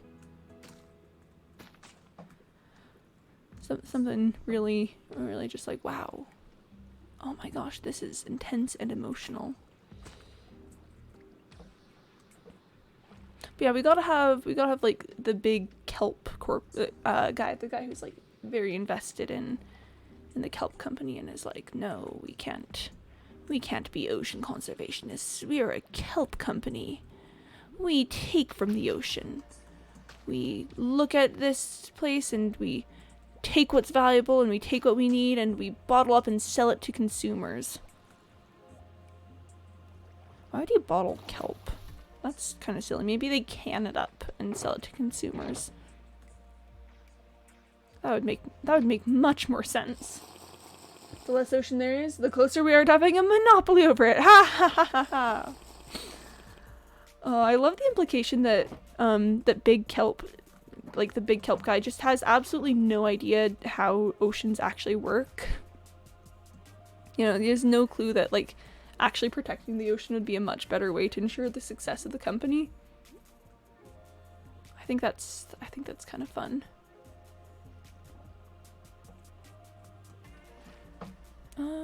You know, I think I'm gonna go get more kelp. I'm just gonna entirely fill this area with kelp, and there's nothing you can do about it. I'm just filling a room with kelp. That's not how I expected my day to go, but you know what? I'm not mad. We all need a little kelp sometimes. We all need a little bit of... Just that little... My only request for the film is that there's an adorable meet cute. He's like diving down to look at kelp or something and then just like runs into a mermaid. Or do you have any ideas for an adorable meet cute in this situation? Because I'd love to hear your thoughts on what would be an appropriate meet cute for a kelp guy and his mermaid love interest.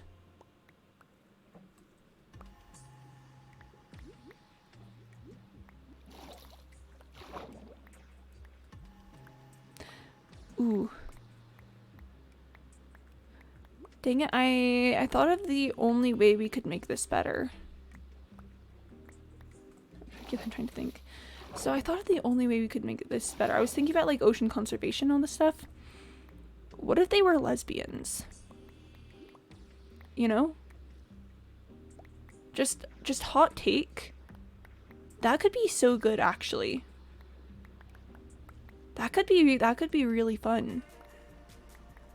What if what if the main character now recast to be like the female the kelp gal, I guess, instead of the kelp guy, is feeling a lot of pressure to take over the company because it's always been like it was her father or grandfather, and she's like, I gotta prove myself that I can be just as good of like the kelp owner and stuff.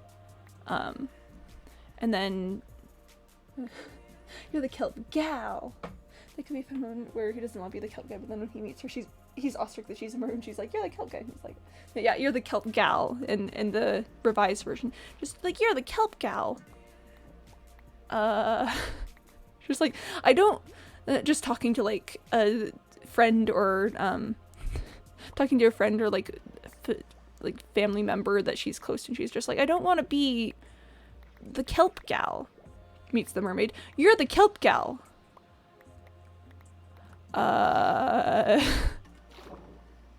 could be fun. That could be really fun. It's about the kelp, you know?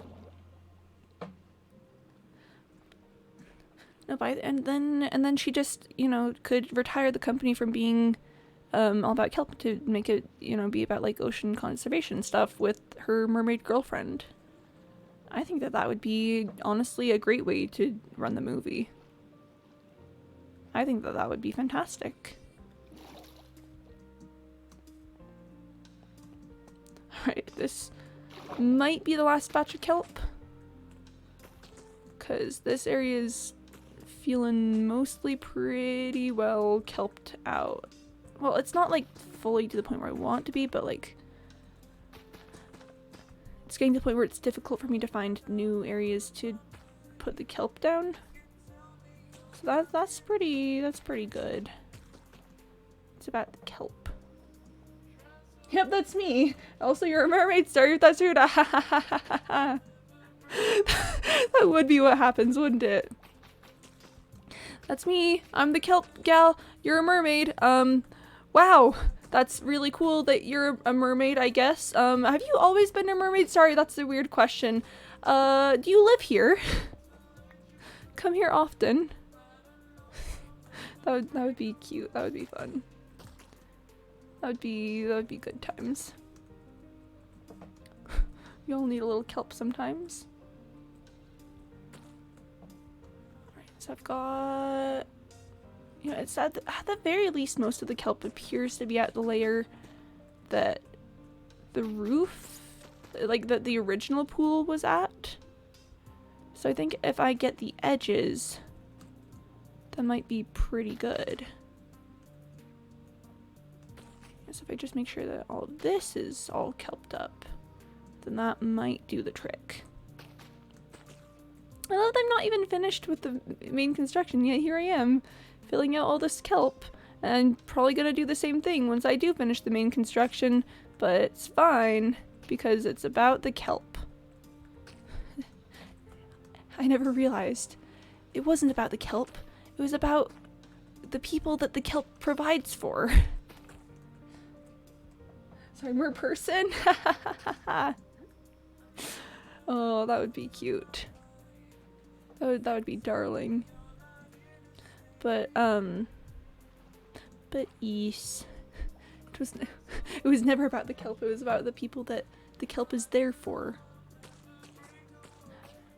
But yeah, then this would be fun. I am considering doing a, I don't think I could do a full treatment for it because I'm not that good with like the writing side of the things with film. I could do a little bit of work with it. I could do a little.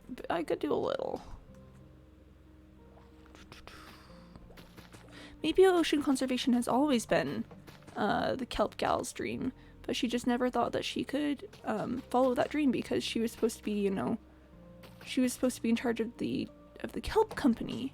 the company that is about, you know, the growing and then the taking and boxing of the kelp, which is not, I would imagine, very conducive to ocean conservation. I would watch this even if it was played out in Minecraft. Oh my gosh, can you imagine? I just produce a full Minecraft film about the kelp gal and the mermaid.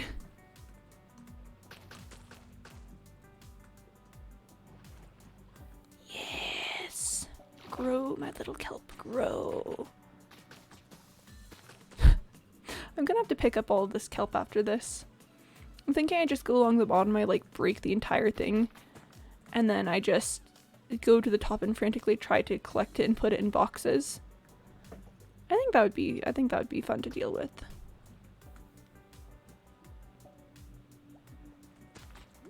Yeah, again, so this will probably have turned most of it at the very least into source blocks. Ah, my water breathing. My water breathing and my night vision. No! No, not like this. Never like this. No! Okay, let's think of like some snappy titles for the film. Like, I know that's basically all we've been doing, but I kind of like a kelping hand. I think that one's kind of cute. What else would be a good title for this? The kelp you give. A kelping hand. It's about the kelp. You simply give the hand, but it's kelp. You know? Oh gosh, sorry, I was just swimming around as I said that and not thinking about my words, and I'm just imagining you handing someone like a literal like kelp hand sculpture. Oh gosh. That would be something for sure. That would definitely be some kind of way. Some kind of way to do it. I love that I'm just swimming through this massive kelp forest that I've made. It's probably alright to break now. I'm just wasting time at this point. I just need to break it and move on with my life. I just need to move on. I just need to do the next step of the project, but kelp.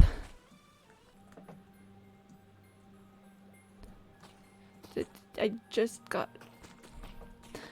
Am I ready to be done with this stage in the project? Am I ready to not have to place the kelp anymore? Do I emotionally need more time for this? Let me clear my inventory and prepare some boxes. Let me just, yep, make some space in my heart and in my inventory for the kelp. We call these the little kelp. Being kelpful. Quimby's become Kelp Gal. Quimby plays Kelp Gal in the new hit Minecraft movie, A Kelping Hand. Alright, I'm gonna break all of it. I'm gonna break all of it, and this is going to wreak havoc on my frames probably, but that's fine. That's chill. I'll deal with it. I will deal with this as it comes.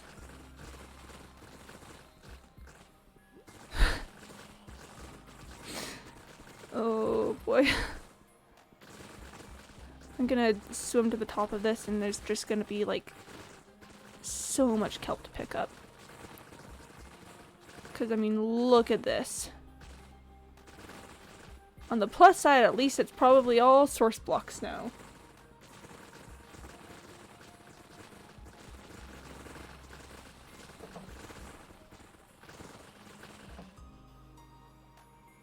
Okay, so it looks like most of it has collected into piles, which is good actually.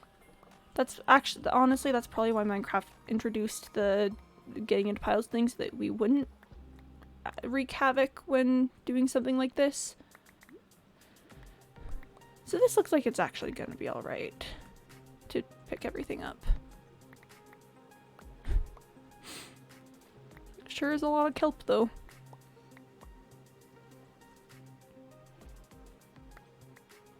Sure is. I'm just the way I said that reminds me of like, man, it sure was a fun adventure though, and we're just like standing there looking at kelp. Is it really is it really a day on the Quimby Alert channel if we haven't written at least one screenplay about like a silly idea for a romantic comedy that you know that half of us would legitimately watch? Can we really claim that? Okay. There we are. There's just a lot of kelp here, you know? There's just a decent amount, I guess. An alright bit. And and if you hear that, there's no flowing water sounds because it's all source blocks now. That's okay, honestly, the entire thing is worth it just for that. I know it's going to get ruined immediately the second I start digging more blocks out. But like for the moment, the lack of rushing water is music to my ears. Okay, let's see if I missed any, which I probably did. Yep. Right over here. Right over here. It sure is a good day when that happens. I do love when that happens. I do love writing the fake screenplays.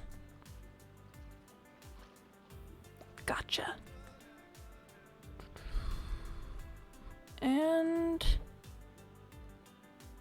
I think that's the extent of this. So I think what I'm gonna do now is that's an entire box. Okay. I'm gonna take the stone that I have and I'm going to replace the walls that are different blocks with that.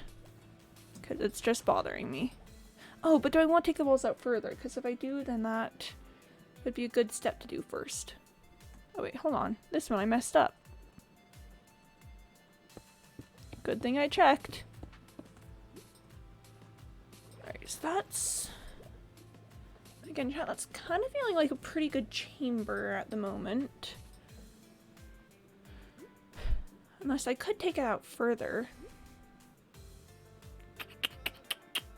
Could do like another little ring there. Just give it a bit more dimension and then clear out this bottom space, make it look a lot more natural, and then call it a location. Mayhaps. That might be... Okay. Let's give it a shot. I kept the kelp around because... So now that I don't need to do as intense of the entire... Now that I don't need to do the entire thing, I'm just going to use the kelp on the sections that I'm going to be, you know, hollowing out. So that I can do the work. Oh my gosh, I'm preventing doing work. I'm preventing future Quimby from having to do work by just being responsible with my kelp usage originally. Wait. I started this wrong. Here's where I need to start. Okay. Let's dig this out. Alright, and set a layer of kelp along here. And just let that simmer a little bit. I don't actually need these side ones. Whoop. And there go my potions, because of course they do. Of course they do.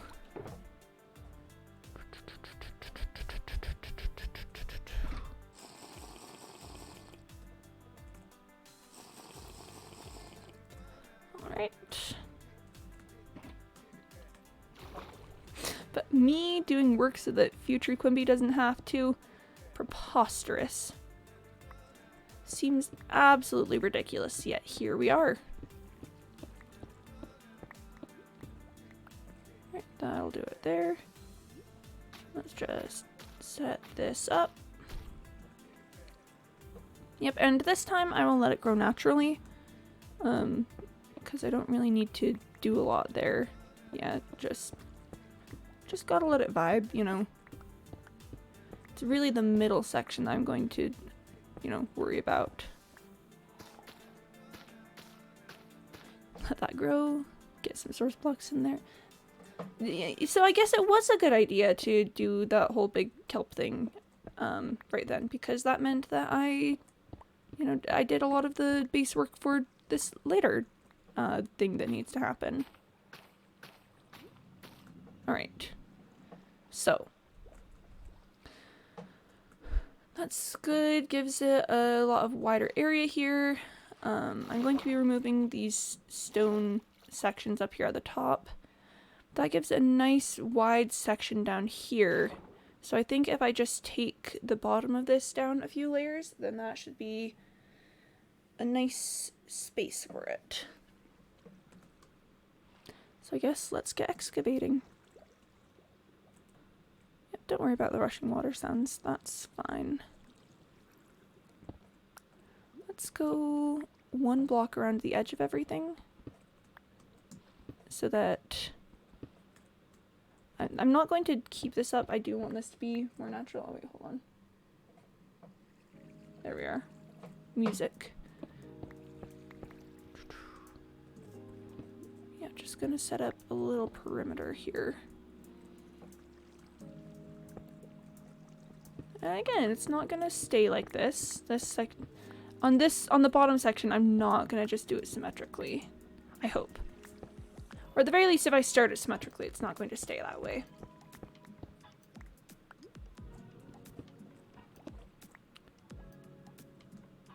Oh, look at the kelp doing its job. Making sure that the whole area is going to be source blocks again. I'll have to do the same thing with the bottom eventually, but that's chill.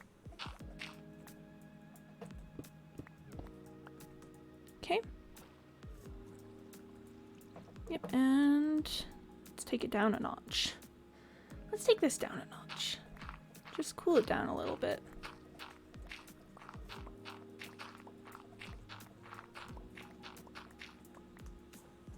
I think it'd be funny if there was a sequel to A Kelping Hand that was about the big kelp person, you know, the one who wanted to keep going with the kelp, where they had like their own love interest journey. Oh, okay, so that would actually...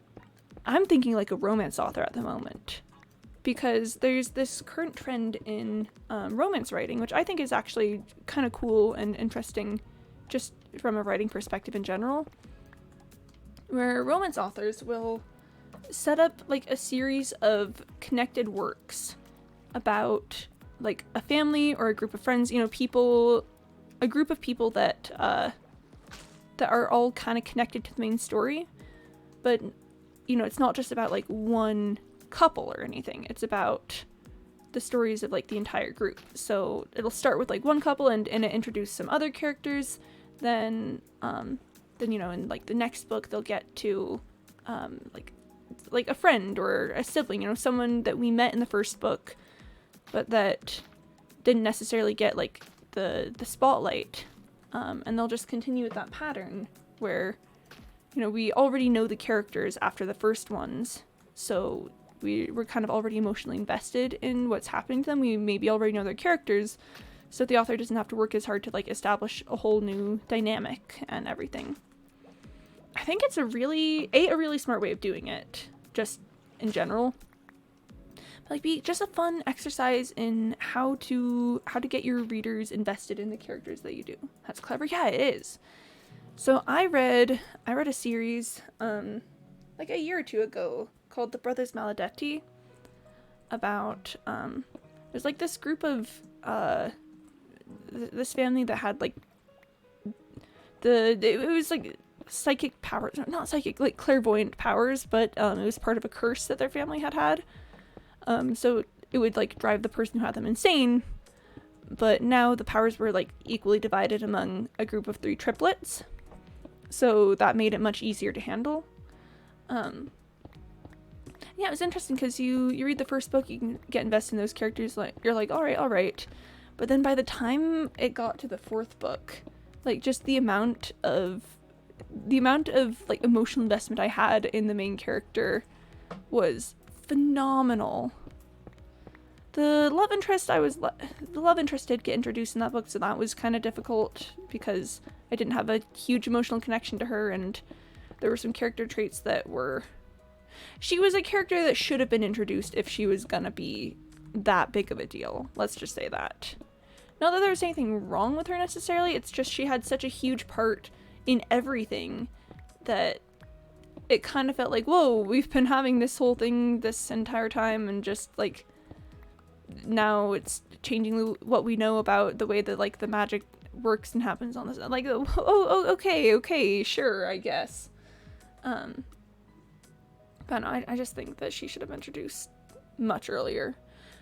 The author has another series written in the same style where I'd argue that she did it much better. That one was more about like time travel and stuff. But in that one, we knew both characters. Both had been very important. Like, one of the characters in the final book was in everyone else's foreshadowed character name. Where were you? Yeah, pretty much. Like, the fourth book in that one is... no, it's the third book. The third book in that one is honestly the best. That one's about Jack and Kiara. And they're great. They're just absolutely phenomenal together. And I wanted something like that. I wanted that, like, we've been...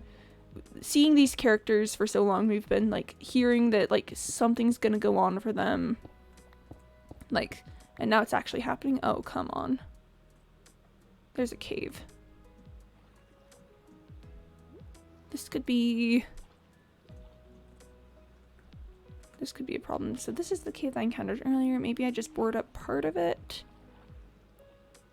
I don't know, I'll figure it out. But yeah, it's like we've known that these characters existed for a long time. We've known that they're like something's gonna go on with them eventually. It was beautiful. But so in the time travel series, one of the characters in the last book was actually a main antagonist for the other books, and it wasn't so I like about this form is that it's never a secret about who's gonna end up together. It's not like a will they won't they, oh my gosh, who's the main character gonna pick, oh my gosh, this is so dramatic. It's more of just the like, how is it gonna happen? Like, we know that it's gonna be these two, but how in the world is that going to work? So yeah, like the main character who had been the antagonist, like we had known that he was gonna be one of the love interests in the last book for so long, but he was the antagonist. How is that going to be a thing? How is that going to, like, vibe? And then it happened and it was beautiful. It's like within the first 2 pages, it was like, oh, he's a good character. Oh, you've heard of a will they, won't they, but have you heard of the, okay, but how will they? Yeah, it's such a clever writing device, because I personally am not a fan of will they, won't they. I feel like we all know, like, either they will or they won't. Like, we as the audience kind of know who it's gonna be, or if it's gonna be most of the time. Like, there's some times where it's pulled off well, but, like, for the most part, I just feel like it's not a particularly interesting story. I don't know. But how will they? That's interesting. That's really fun. But it's like within the first, like, 2 paragraphs of the book, this guy who had been the antagonist for so long just suddenly was such a sympathetic and like worthy character to be the final love interest, and it's just like, okay, all right, you had a plan, author. I'm sorry for doubting you on that. I'm trying to do this one much less precisely, because this is the part where I want it to look more like a natural cave bottom. I want it to look like I want to look like they cleared out these walls properly, but then didn't do anything with the bottom of this wall. Just kind of maybe built a platform and left it. I'm a resource gremlin. I gotta pick up the things. think that actually describes a lot of the charm of a will they, won't they for me. I'm less enamored with the idea of will they and more interested in how, when, why. Yeah, it's just skipping to the good part of a will they, won't they. Because I'm trying to think of like a popular example that I actually know well enough to talk about. I don't know, let's take Twilight for instance. I haven't read Twilight, but I know like vaguely enough about the plot to discuss it. We all know that they will. Like there's never a doubt in anyone's mind that it's gonna be Bella and Edward. And yeah, there's other characters that like, oh maybe, but no, we all know that it's not gonna, that's not how it's gonna be. And yet it's still played off as this is, oh, I don't know. And I'm just not a huge fan of that one. Of that style, I guess, specifically is what I'm saying. Whereas opposed to it's like, there's this character who's been the antagonist of the series. How is he going to end up being the love interest of like the darling of the series? Because the person he was gonna end up with has been like the best friend and support for like so many of the other characters. It's like, oh, she deserves like so many good things. Can this guy be that for her? And then it turns out he can. He really can. The classic fake love triangle. Yeah, the classic like, oh, we've got this other character that might actually be the love interest. Oh no, what's it gonna be? Oh no. And it's like, bruh. Literally no one is thinking that it's gonna be this other guy. Like, come on. It's weird. I mean, romance as a genre in general is kind of weird, but like, I don't know. I feel like it's more okay when it's done with interesting writing. Okay. There's that cave under there that I'm not looking forward to filling in. Maybe I should get a head start on it though. Maybe I should just, because I know up here is where it meets up with the undercave section that I'm still angry exists. So let's just give it a bit of a fill. I'll just give it that sweet rock on the inside. I got a lot of stone. I don't need to worry about that. Watch as my potions run out like while I'm doing this and I have to scramble to the surface. Wouldn't that be funny? Wouldn't that just be exactly something that would happen to me? How far do I want to take this back? At least further than this. Yeah, I hate fake love triangles. I think it's just, there's no reason to do it. Like, you're trying to add tension, you're trying to raise the stakes, but it's, if there's already a foregone conclusion, then it just doesn't make any sense to keep going with it. I'm picking up the coal because I'm a resource gremlin. You can take the gremlin out of the resources, but you can't take the resources out of the, wait. You can take the gremlin out of the resource. You can take the resources away from the gremlin, but you can't take the gremlin away. I don't know, something. Some silly thing about resource gremlins and the inability to stop them from doing what they do. You know, you can take the gremlin out of the resources, but you can be sure that the gremlin will take the resources with them. Yeah, that's a better way to say it. Yep, that one works. That makes sense. Let's just...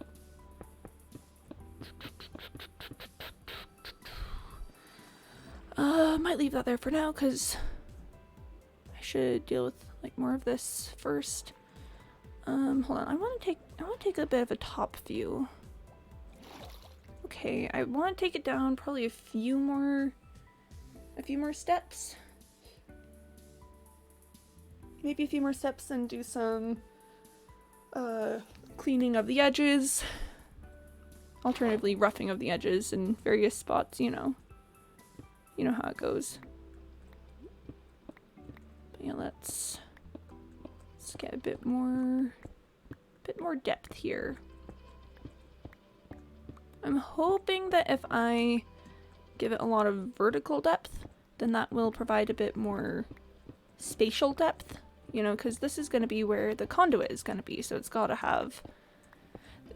feel like the conduit fits here and it's not being shoved into a small little area, and that's what I'm hoping to provide with this, that's what I'm hoping to provide with clearing out the bottom of it, is to just, you know, make the space feel larger. We've cleared out the sides a fair amount, but you know, there's still some work that could be done there. While I'm up here, let's just drop a bit of stuff off. Yeah, let's start with that. Gonna need to go make more potions soon. Alright, here we go. Alright. And whee!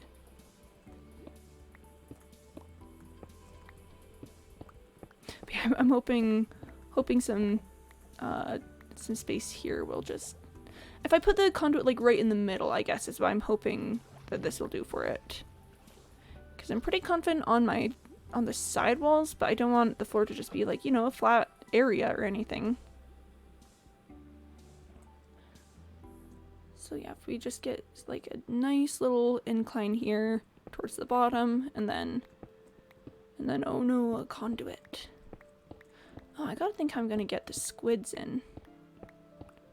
That's gonna be a rough one. I guess I could put them on leads and drag them through the tunnel to here. You think glow squids would survive that? Maybe I should give it a shot at some point. And now we're going to experiment with pulling glow squids on leads to see if they will get into this spot. The only leads I have with me are the ones for my llamas. But this island is small enough that I could leave a llama off of a lead for a bit while I go put a squid on it. Ooh, I wonder if I roughen this area up just a bit, you know, make it a little less uniform. Pull it out a little bit this way. Having the cave there kind of adds some fun effect here. Like, I'd want to seal up the sides a bit more, I think, so that, you know, there wasn't a secret entrance to the area. But it's just like a fun bit of depth down there. And I'll definitely want to take some bone meal and like get some grass going down here. This is kind of fun. I like the split level bottom where it's not just one depth happening.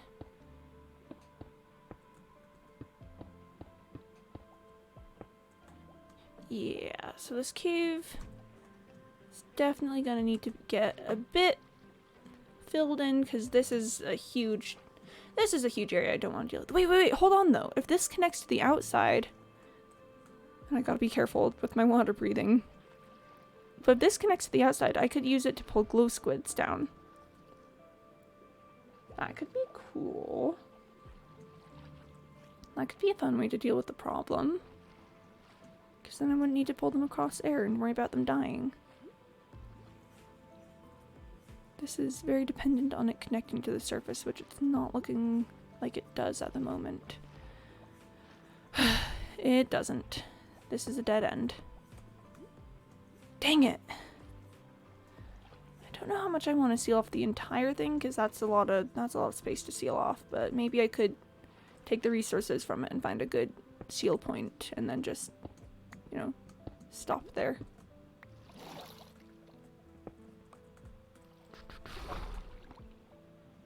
I think that's so interesting that there's just immediately a water pocket, an air pocket there. Which, I mean, it makes sense, theoretically. I just think it's funny that with the way the Minecraft water mechanics work, for some reason I expect it to just fill up Can I get down, please? Can I...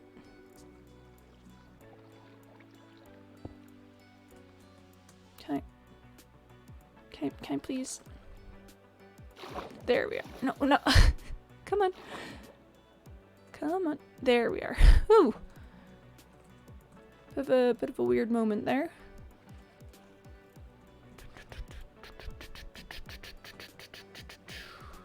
Okay.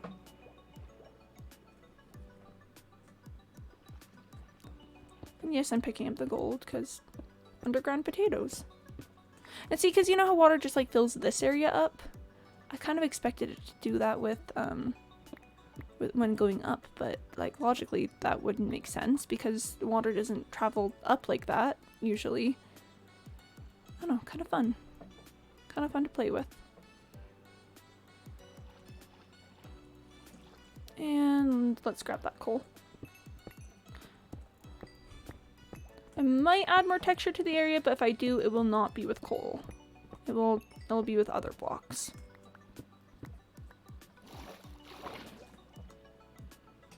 It's just good old-fashioned put water here for this. Oh, hello. Come on, let's take a look at that. I mean, yeah, I don't mind that. I don't mind that at all.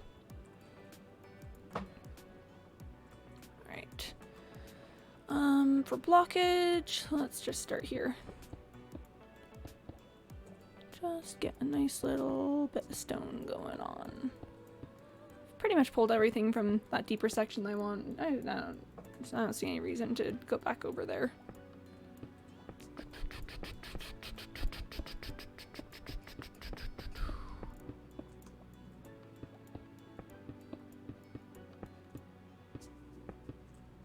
Have my potions? Okay. Doing alright on them. I'm still kind of a little bit in the Subnautica mindset, so I have to be careful not to think that I have a, you know, like an oxygen tank on me. Because where I left off in Subnautica, I had a high capacity oxygen tank, which means I could be underwater for like a long time. Okay, yeah, I'll pick up the coal. Resource gremlin. Gremlin about resources.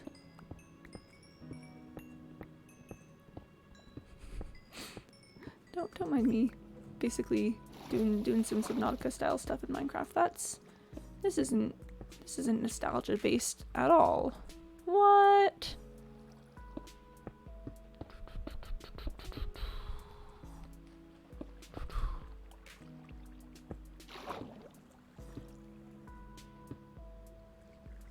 And yeah. Let's just fill that all right in. Okay. A bit more. It's not visible from the top, but yeah, like that. That'll do. To give the hint that there's something further over there, but you know, there's actually not. Okay, I'm not hearing flowing water there. Or here, no. My water breathing, no. Not really hearing it there, but here. Looks like there might be, okay, I'm going, I get it. My last night vision and water breathing. Fun.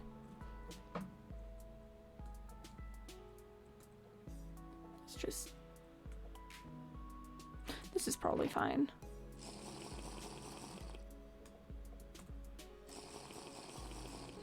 Okay, let's just shove that back. Okay, where was it? Was it this one? Yes, this one. No, not there. There. Okay, that's probably good on the kelp out here. Could probably go ahead and just pick that right up. Ooh, I already had an entire shulker box full of this. This will not be helping my case. Oxygen. Thanks, Mr. Milk. I appreciate it. That's, you know, a good nostalgic Subnautica moment is just your PDA being like, oxygen. Yep, that's a good one. That's good vibes, good feelings, good moments. The question is, okay, so that does appear to be source blocks, which is good. So I probably won't need to repeat the whole doing a bunch of kelp stuff. Haha, I took care of it earlier, so now I don't need to do it now. I'm good at thinking about the future. I know you missed that. Yeah, thanks for the reminder of where we came from. I've got a lot of kelp. See, if I put a conduit like right in the middle of this, that could be a fun little doomsday device moment. Okay. Alright. I've got like 6 minutes of this. Let's fill in some stuff, you know? Let's get a bit of renovations going on. Just make sure that this all is looking satisfying to my eye. I might go back to New Stonks to make some more potions, but that's honestly feeling like a lot of effort, so I might just do what work I can here and now, and then just do some work above here. Ooh. Left some kelp over here. I'll definitely want that. Work like, I don't know, getting a lot of glow lichen. Ooh, I could, if I run out of, it would still be nice to have some water breathing for that, but if I don't have night vision, working with glow lichen could be great. Because if I'm working with glow lichen, then it will give me the light.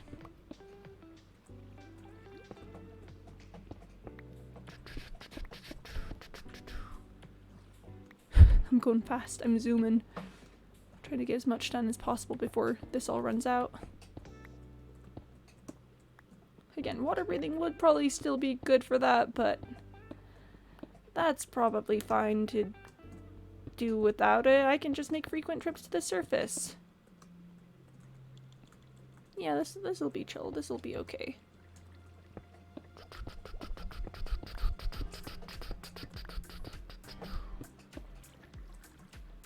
And there. Just, you know, superficially replacing the dirt with stone.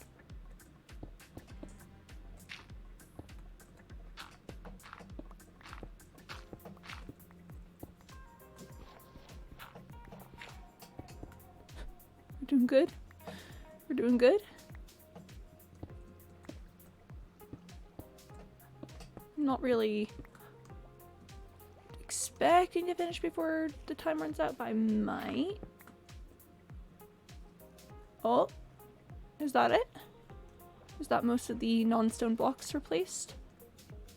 There'll probably still be a little bit of work on that to be done. But I think I've mostly gotten it. So that's good. That's good. And I've still got 3 minutes. Okay, what can I do with 3 minutes of water breathing and night vision?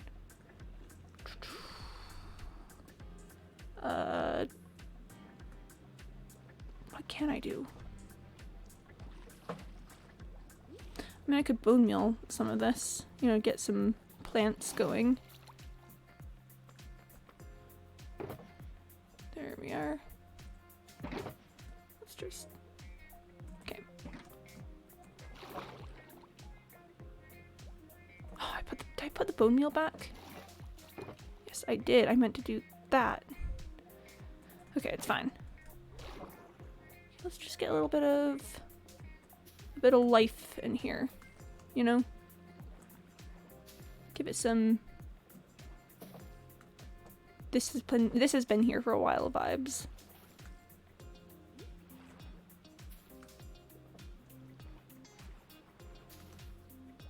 Okay. I don't want to cover every square inch of it.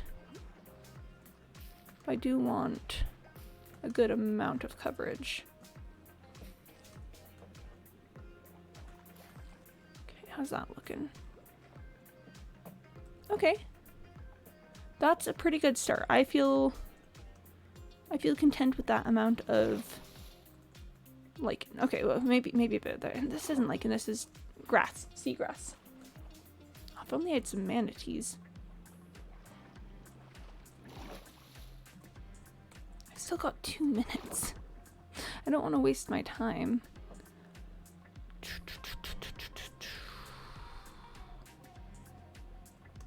I mean, do I need the time? I guess I've pretty much excavated everything that I feel like doing right at the moment.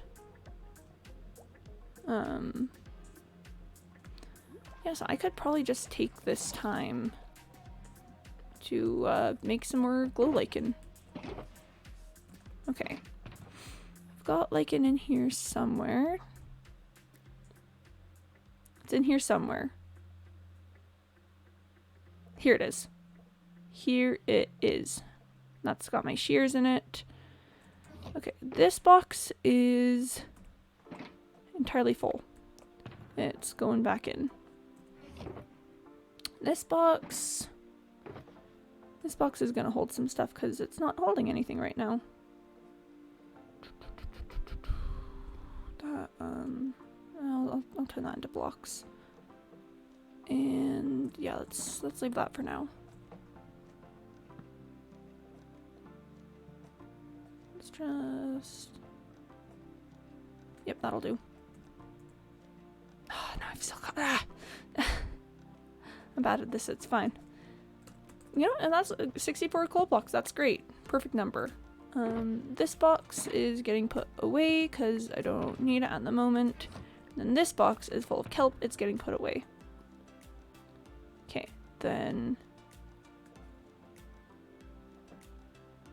I put away the wrong box. I put away the one that had the, I put away the one that had the glow lichen. Yep. And I've got some more bone meal here, so that's awesome. That's great. Okay. And am I... Oh, did I use my shears up? Oh, well, that's fine. That's great. Yo, my Lotus Fish dude. Welcome, welcome. How you doing? Sorry, gotta go. That's fine. Thanks for stopping by and saying hi. Have a great day. Have an absolutely fantastic time. Ooh, if it was nighttime, I probably need to sleep. I've probably been out long enough that phantoms are gonna start bothering me. Yep, it's been real, my Lotus Fish dude. Thanks for being here. See you next time, hopefully. Okay, let's do that. Okay, so I just need a good surface for this.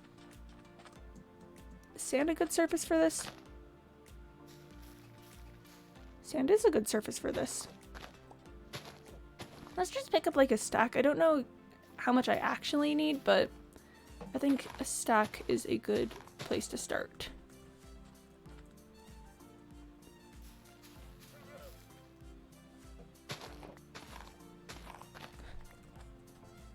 Okay, what if I try...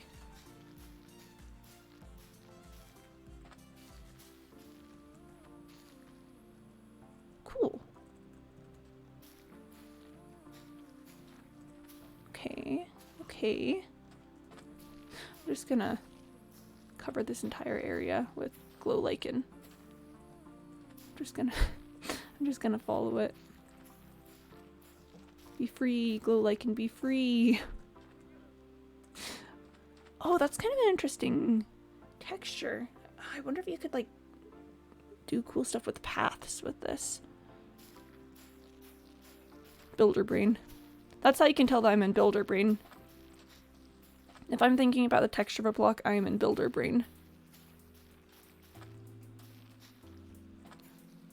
Let's just use a ton of bone meal. This is gonna get more than a stack for sure. But I see no reason to not do that. Oh, it's raining. Thanks, rain. That's nice. I like the rain. I think the rain is very good.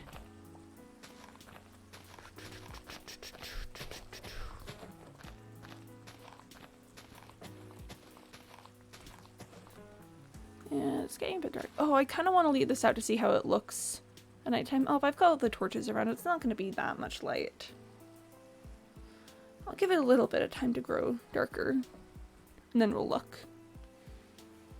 Again, got the torches, so I don't think it'll have too great of an effect, but just maybe, mayhaps, possibly. The sun is still there. Yeah, no, I'll just pick it up. I'll just yoink it. I'll do a heckin' yoink. Yeah, this is probably going to be entirely too much for what I need, but it's better to have too much than not enough, so. And I usually make that mistake. I usually have not enough when it would be much better to have too much. So. Excuse me, llamas. Thanks, llamas. The llamas are the real ones. I'm gonna drink some water. I haven't been drinking that much water today.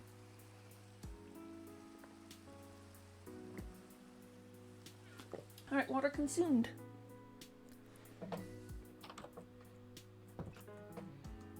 Whee! Maybe I should put some glue lichen in here. I mean, I'm sure I have enough. Just a little bit of illumination. Just a spot of illumination. Ooh, now that I kind of want to remove these now that we're done with more of the main area.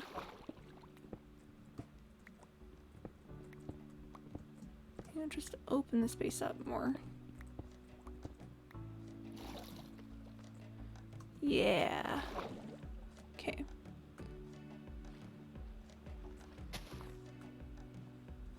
Let's just get some light.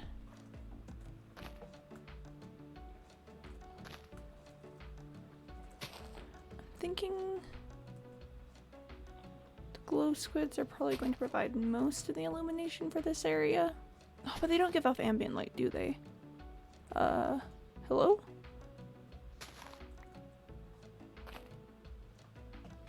Is it supposed is it supposed to do that, or is it just not a complete water block there?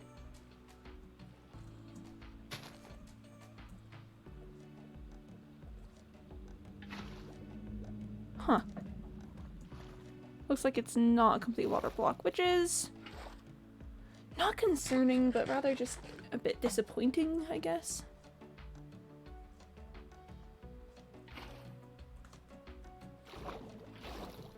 Okay, at the very least I can pull water from there.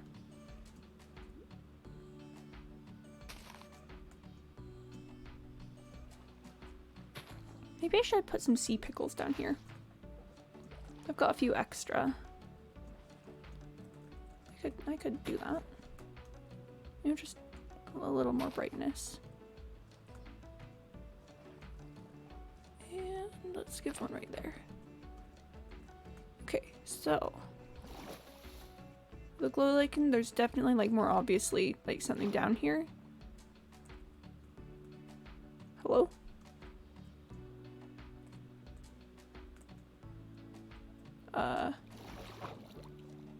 Can I help you? Hold on, I gotta get a seaweed. Wait, can I breathe in that? There it is.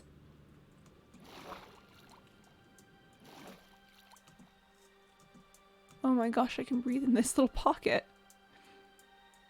Okay, I definitely don't want that, so I'm gonna grab some seaweed.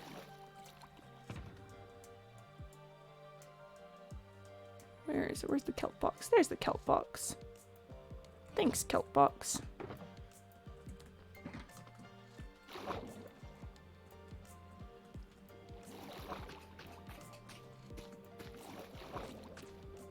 Ta-da!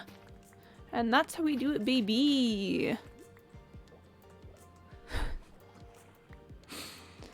Oh, so clearly the entire thing isn't source blocks, but I'm sure that's fine. I'm not hearing rushing water sounds, so I'm pretty content with that.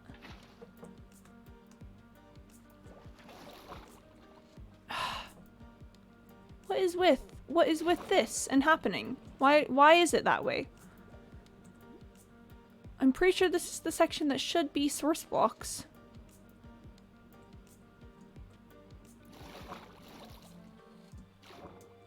Okay, that's frustrating. That's frustrating. I don't like that. I don't like that one bit.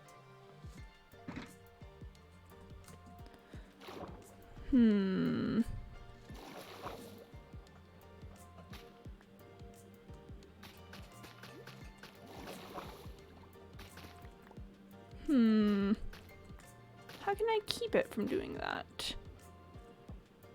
How can I say no thank you? I would not appreciate that. Because I still need water for things.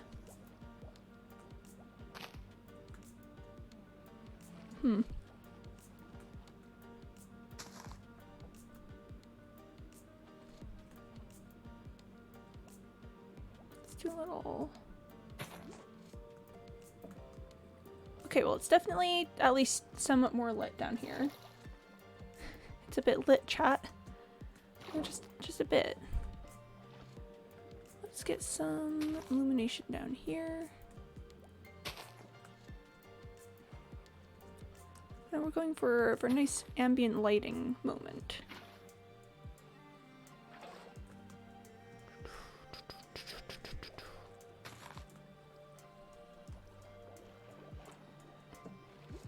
Okay.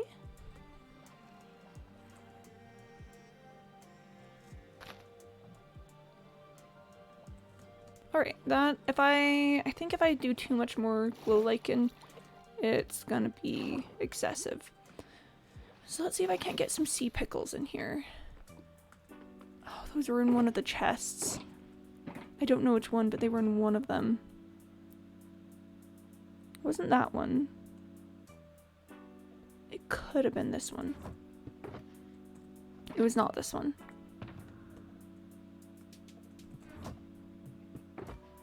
It's not in this one. That's the very useful engines box.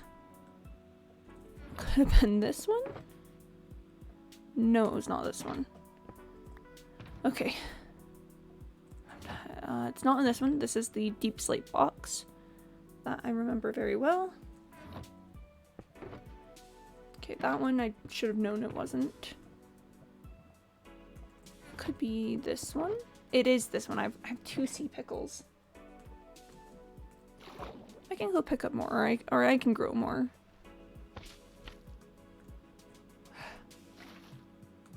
All this waterlogging business is gonna be the death of me.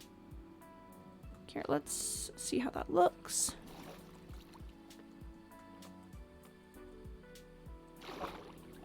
Okay, sea pickles do add a fun little texture and definitely more lighting. So I think I'm gonna want to get more of those.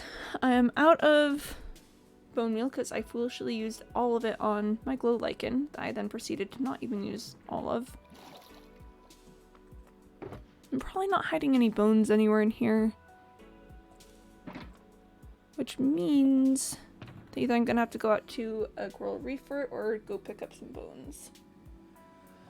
Getting bones is probably the option that makes more sense.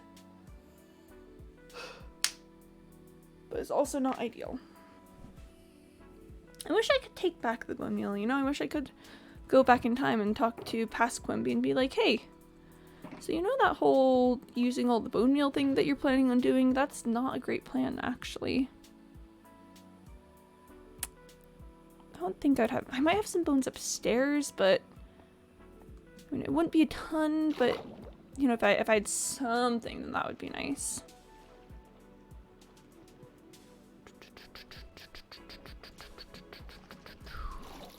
I could build a composter and then just sacrifice a ton of stuff to it. I have exactly 2 bones. You know what? I'll take it. I will take it. I will take the 6 bone meal. It'll get me somewhere. You are now future Quimby. Oh no! Oh no, we've reached future Quimby, no! The point where all the responsibilities and stuff have to happen. Oh no. That's a bit less than ideal. Man, if I knew how tough it was going to be, maybe I would have done more work as past Quimby. Oh, does it have to be on coral to grow?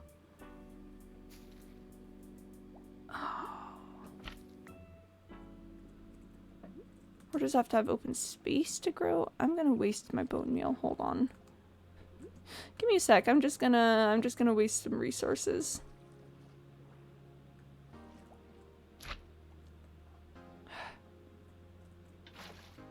Cursed water. Okay, I think I need coral. You know the funny part about this is that one of the wandering traders that I killed was selling coral, and I could have picked it up then. Well, I think it's time for an endeavor then at this point. Let's see. Yep, let's pull that. Let's give some sacrifices to the universe. And time to go on an adventure. Time to find a coral reef. I know that there was a coral reef fairly close to this area, but I can't remember the direction that was in, and I do need more bone meal anyway. So the best solution is probably to go to New Stonk City and get bone meal from there, and then go to the coral reef near there. So I think that will be the plan after I sleep, because I don't like traveling at night.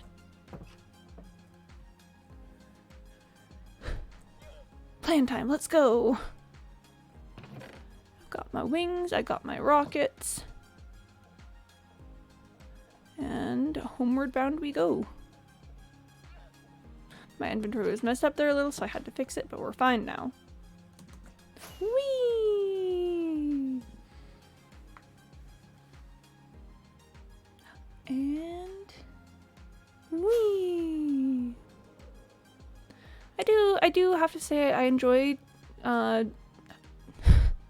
I do enjoy that the consequences of my actions have promptly come back to mess my life up. You know, you gotta appreciate some fast feedback with me being like, oh yeah, future Quimby can handle that. I appreciate that, you know, I now like immediately have to handle that. It's not something that's being put off until like way later. Yeah, no, that's a great feeling. It's just immediate consequences to my actions. That's awesome. I do love that. Let's just vibe to the music for a bit. I think I decided I do like this music. We're giving it a shot today, but it's, I believe, proven that it can have a place in the regular lineup of the tunes that get played. It's just got a fun chill vibe without being too lo-fi similar.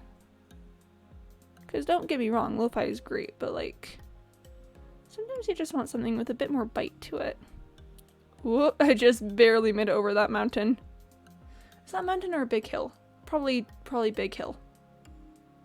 That feels like it would be a big hill. Alright. There she comes. New Stonk City. I really should do something with all those sheep that were just loading in. Every time I fly past here, I'm always just like, and here come the sheep. I'm like, man, I should really, like, do something with those sheep. And then the next time I fly past, I think, wow, I should really do something with those sheep. It's a problem. At least being close by here will give my copper a chance to oxidize. Yeah, that's a hazard. Okay, so me go over here. Excuse me, pardon me. Yep, I've got a ton of bones. Just an absolutely phenomenal amount of bones. See, so much. So many. I've got my sea pickles. Now I really just need to see which is the way to the coral reef. I know that one part of it is nearby where Withered Town is, so maybe I should head to Withered Town and just move from there. Whee! Withered Town isn't that far away. It's a pretty easy fly to get to. Pretty easy place to fly to, pretty easy location to find, pretty easy spot. Not difficult to arrive at. It's literally just over here. Whee! I mean, yeah, it's like a good amount over here, but it's nothing that like 4 or 5 rockets won't spot me. See, coral reef. There we are. There we are. I knew where it was. I knew my memory was good for something. And let's just, in case of pufferfish.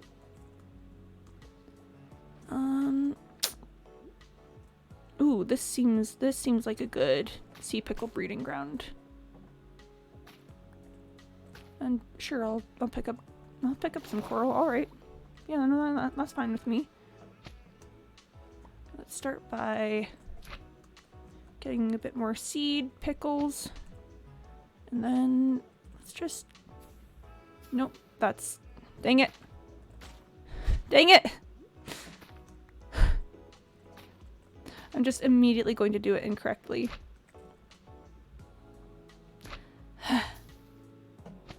There we are. What happens if I... Interesting. I feel like Spock being like fascinating. Probably don't need too many sea pickles, but I'm going to do it anyway. Hey, you never know when sea pickles will be useful for other things, you know? So it's always good to get a bit of excess.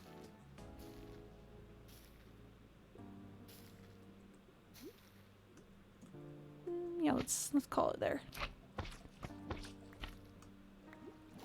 Come, my sea pickles. We will rule the galaxy as sea pickles and not sea pickles.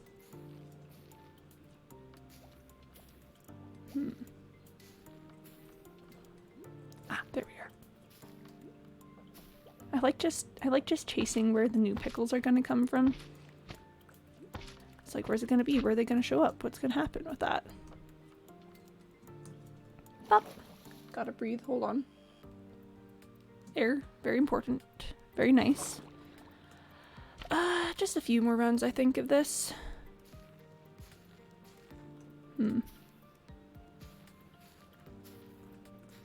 There we are. There we are. And yeah, let's call it there. That's gonna be like a little under 2 stacks. Yeah, a little under 2 stacks. I'm content with that. Pretty sure this is the way back. And oh, wait, hold on. Can I? I've done a water takeoff before. How did I do it that one time? Because I know I did. There we go. There we go. Water takeoff. I'm thinking we'll probably head back to New Stunk City and then probably have that be the end of today, because we have now reached the 3-hour mark. Good times though, good times. That's very good. And New Stunk City should be loading in any second now. I do have a composter there. I was wondering if I left a composter there, and I did. It's like right there. Ah, New Stunk City. I think been a hot second since we've ended here. Sorry, I've got the hiccups. So that'll be nice. That'll be good. Let's see if I can make my way to the cobblestone wall. Just barely off. Okay, that's fine.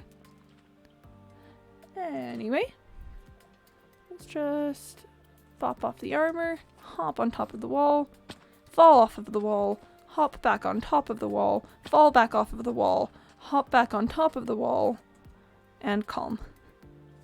Alright, so, thanks much for coming today, everyone. I hope you had a good time. Villain Lair is coming along pretty nice. Tale as old as time. At least for me it is. Yeah, I hope you enjoyed yourself. I will be back tomorrow. I stream Monday through Saturday, starting at 1 p.m. Eastern time. And tomorrow it looks like we'll be finishing the lair up. You know, putting the conduit in, putting the glow squids in, just making it a fully functional villain lair. So that'll be fun. Yeah. Aw, thanks for coming, Mr. Malouk. Okay. I'll see you guys next time. Not gonna rate it or anything today. Just gonna say, go off into the world and be good people. Don't murder turtles. This has been a message from Quimby. Anyways, I'll see you guys next time. Have an absolutely lovely time. And bye!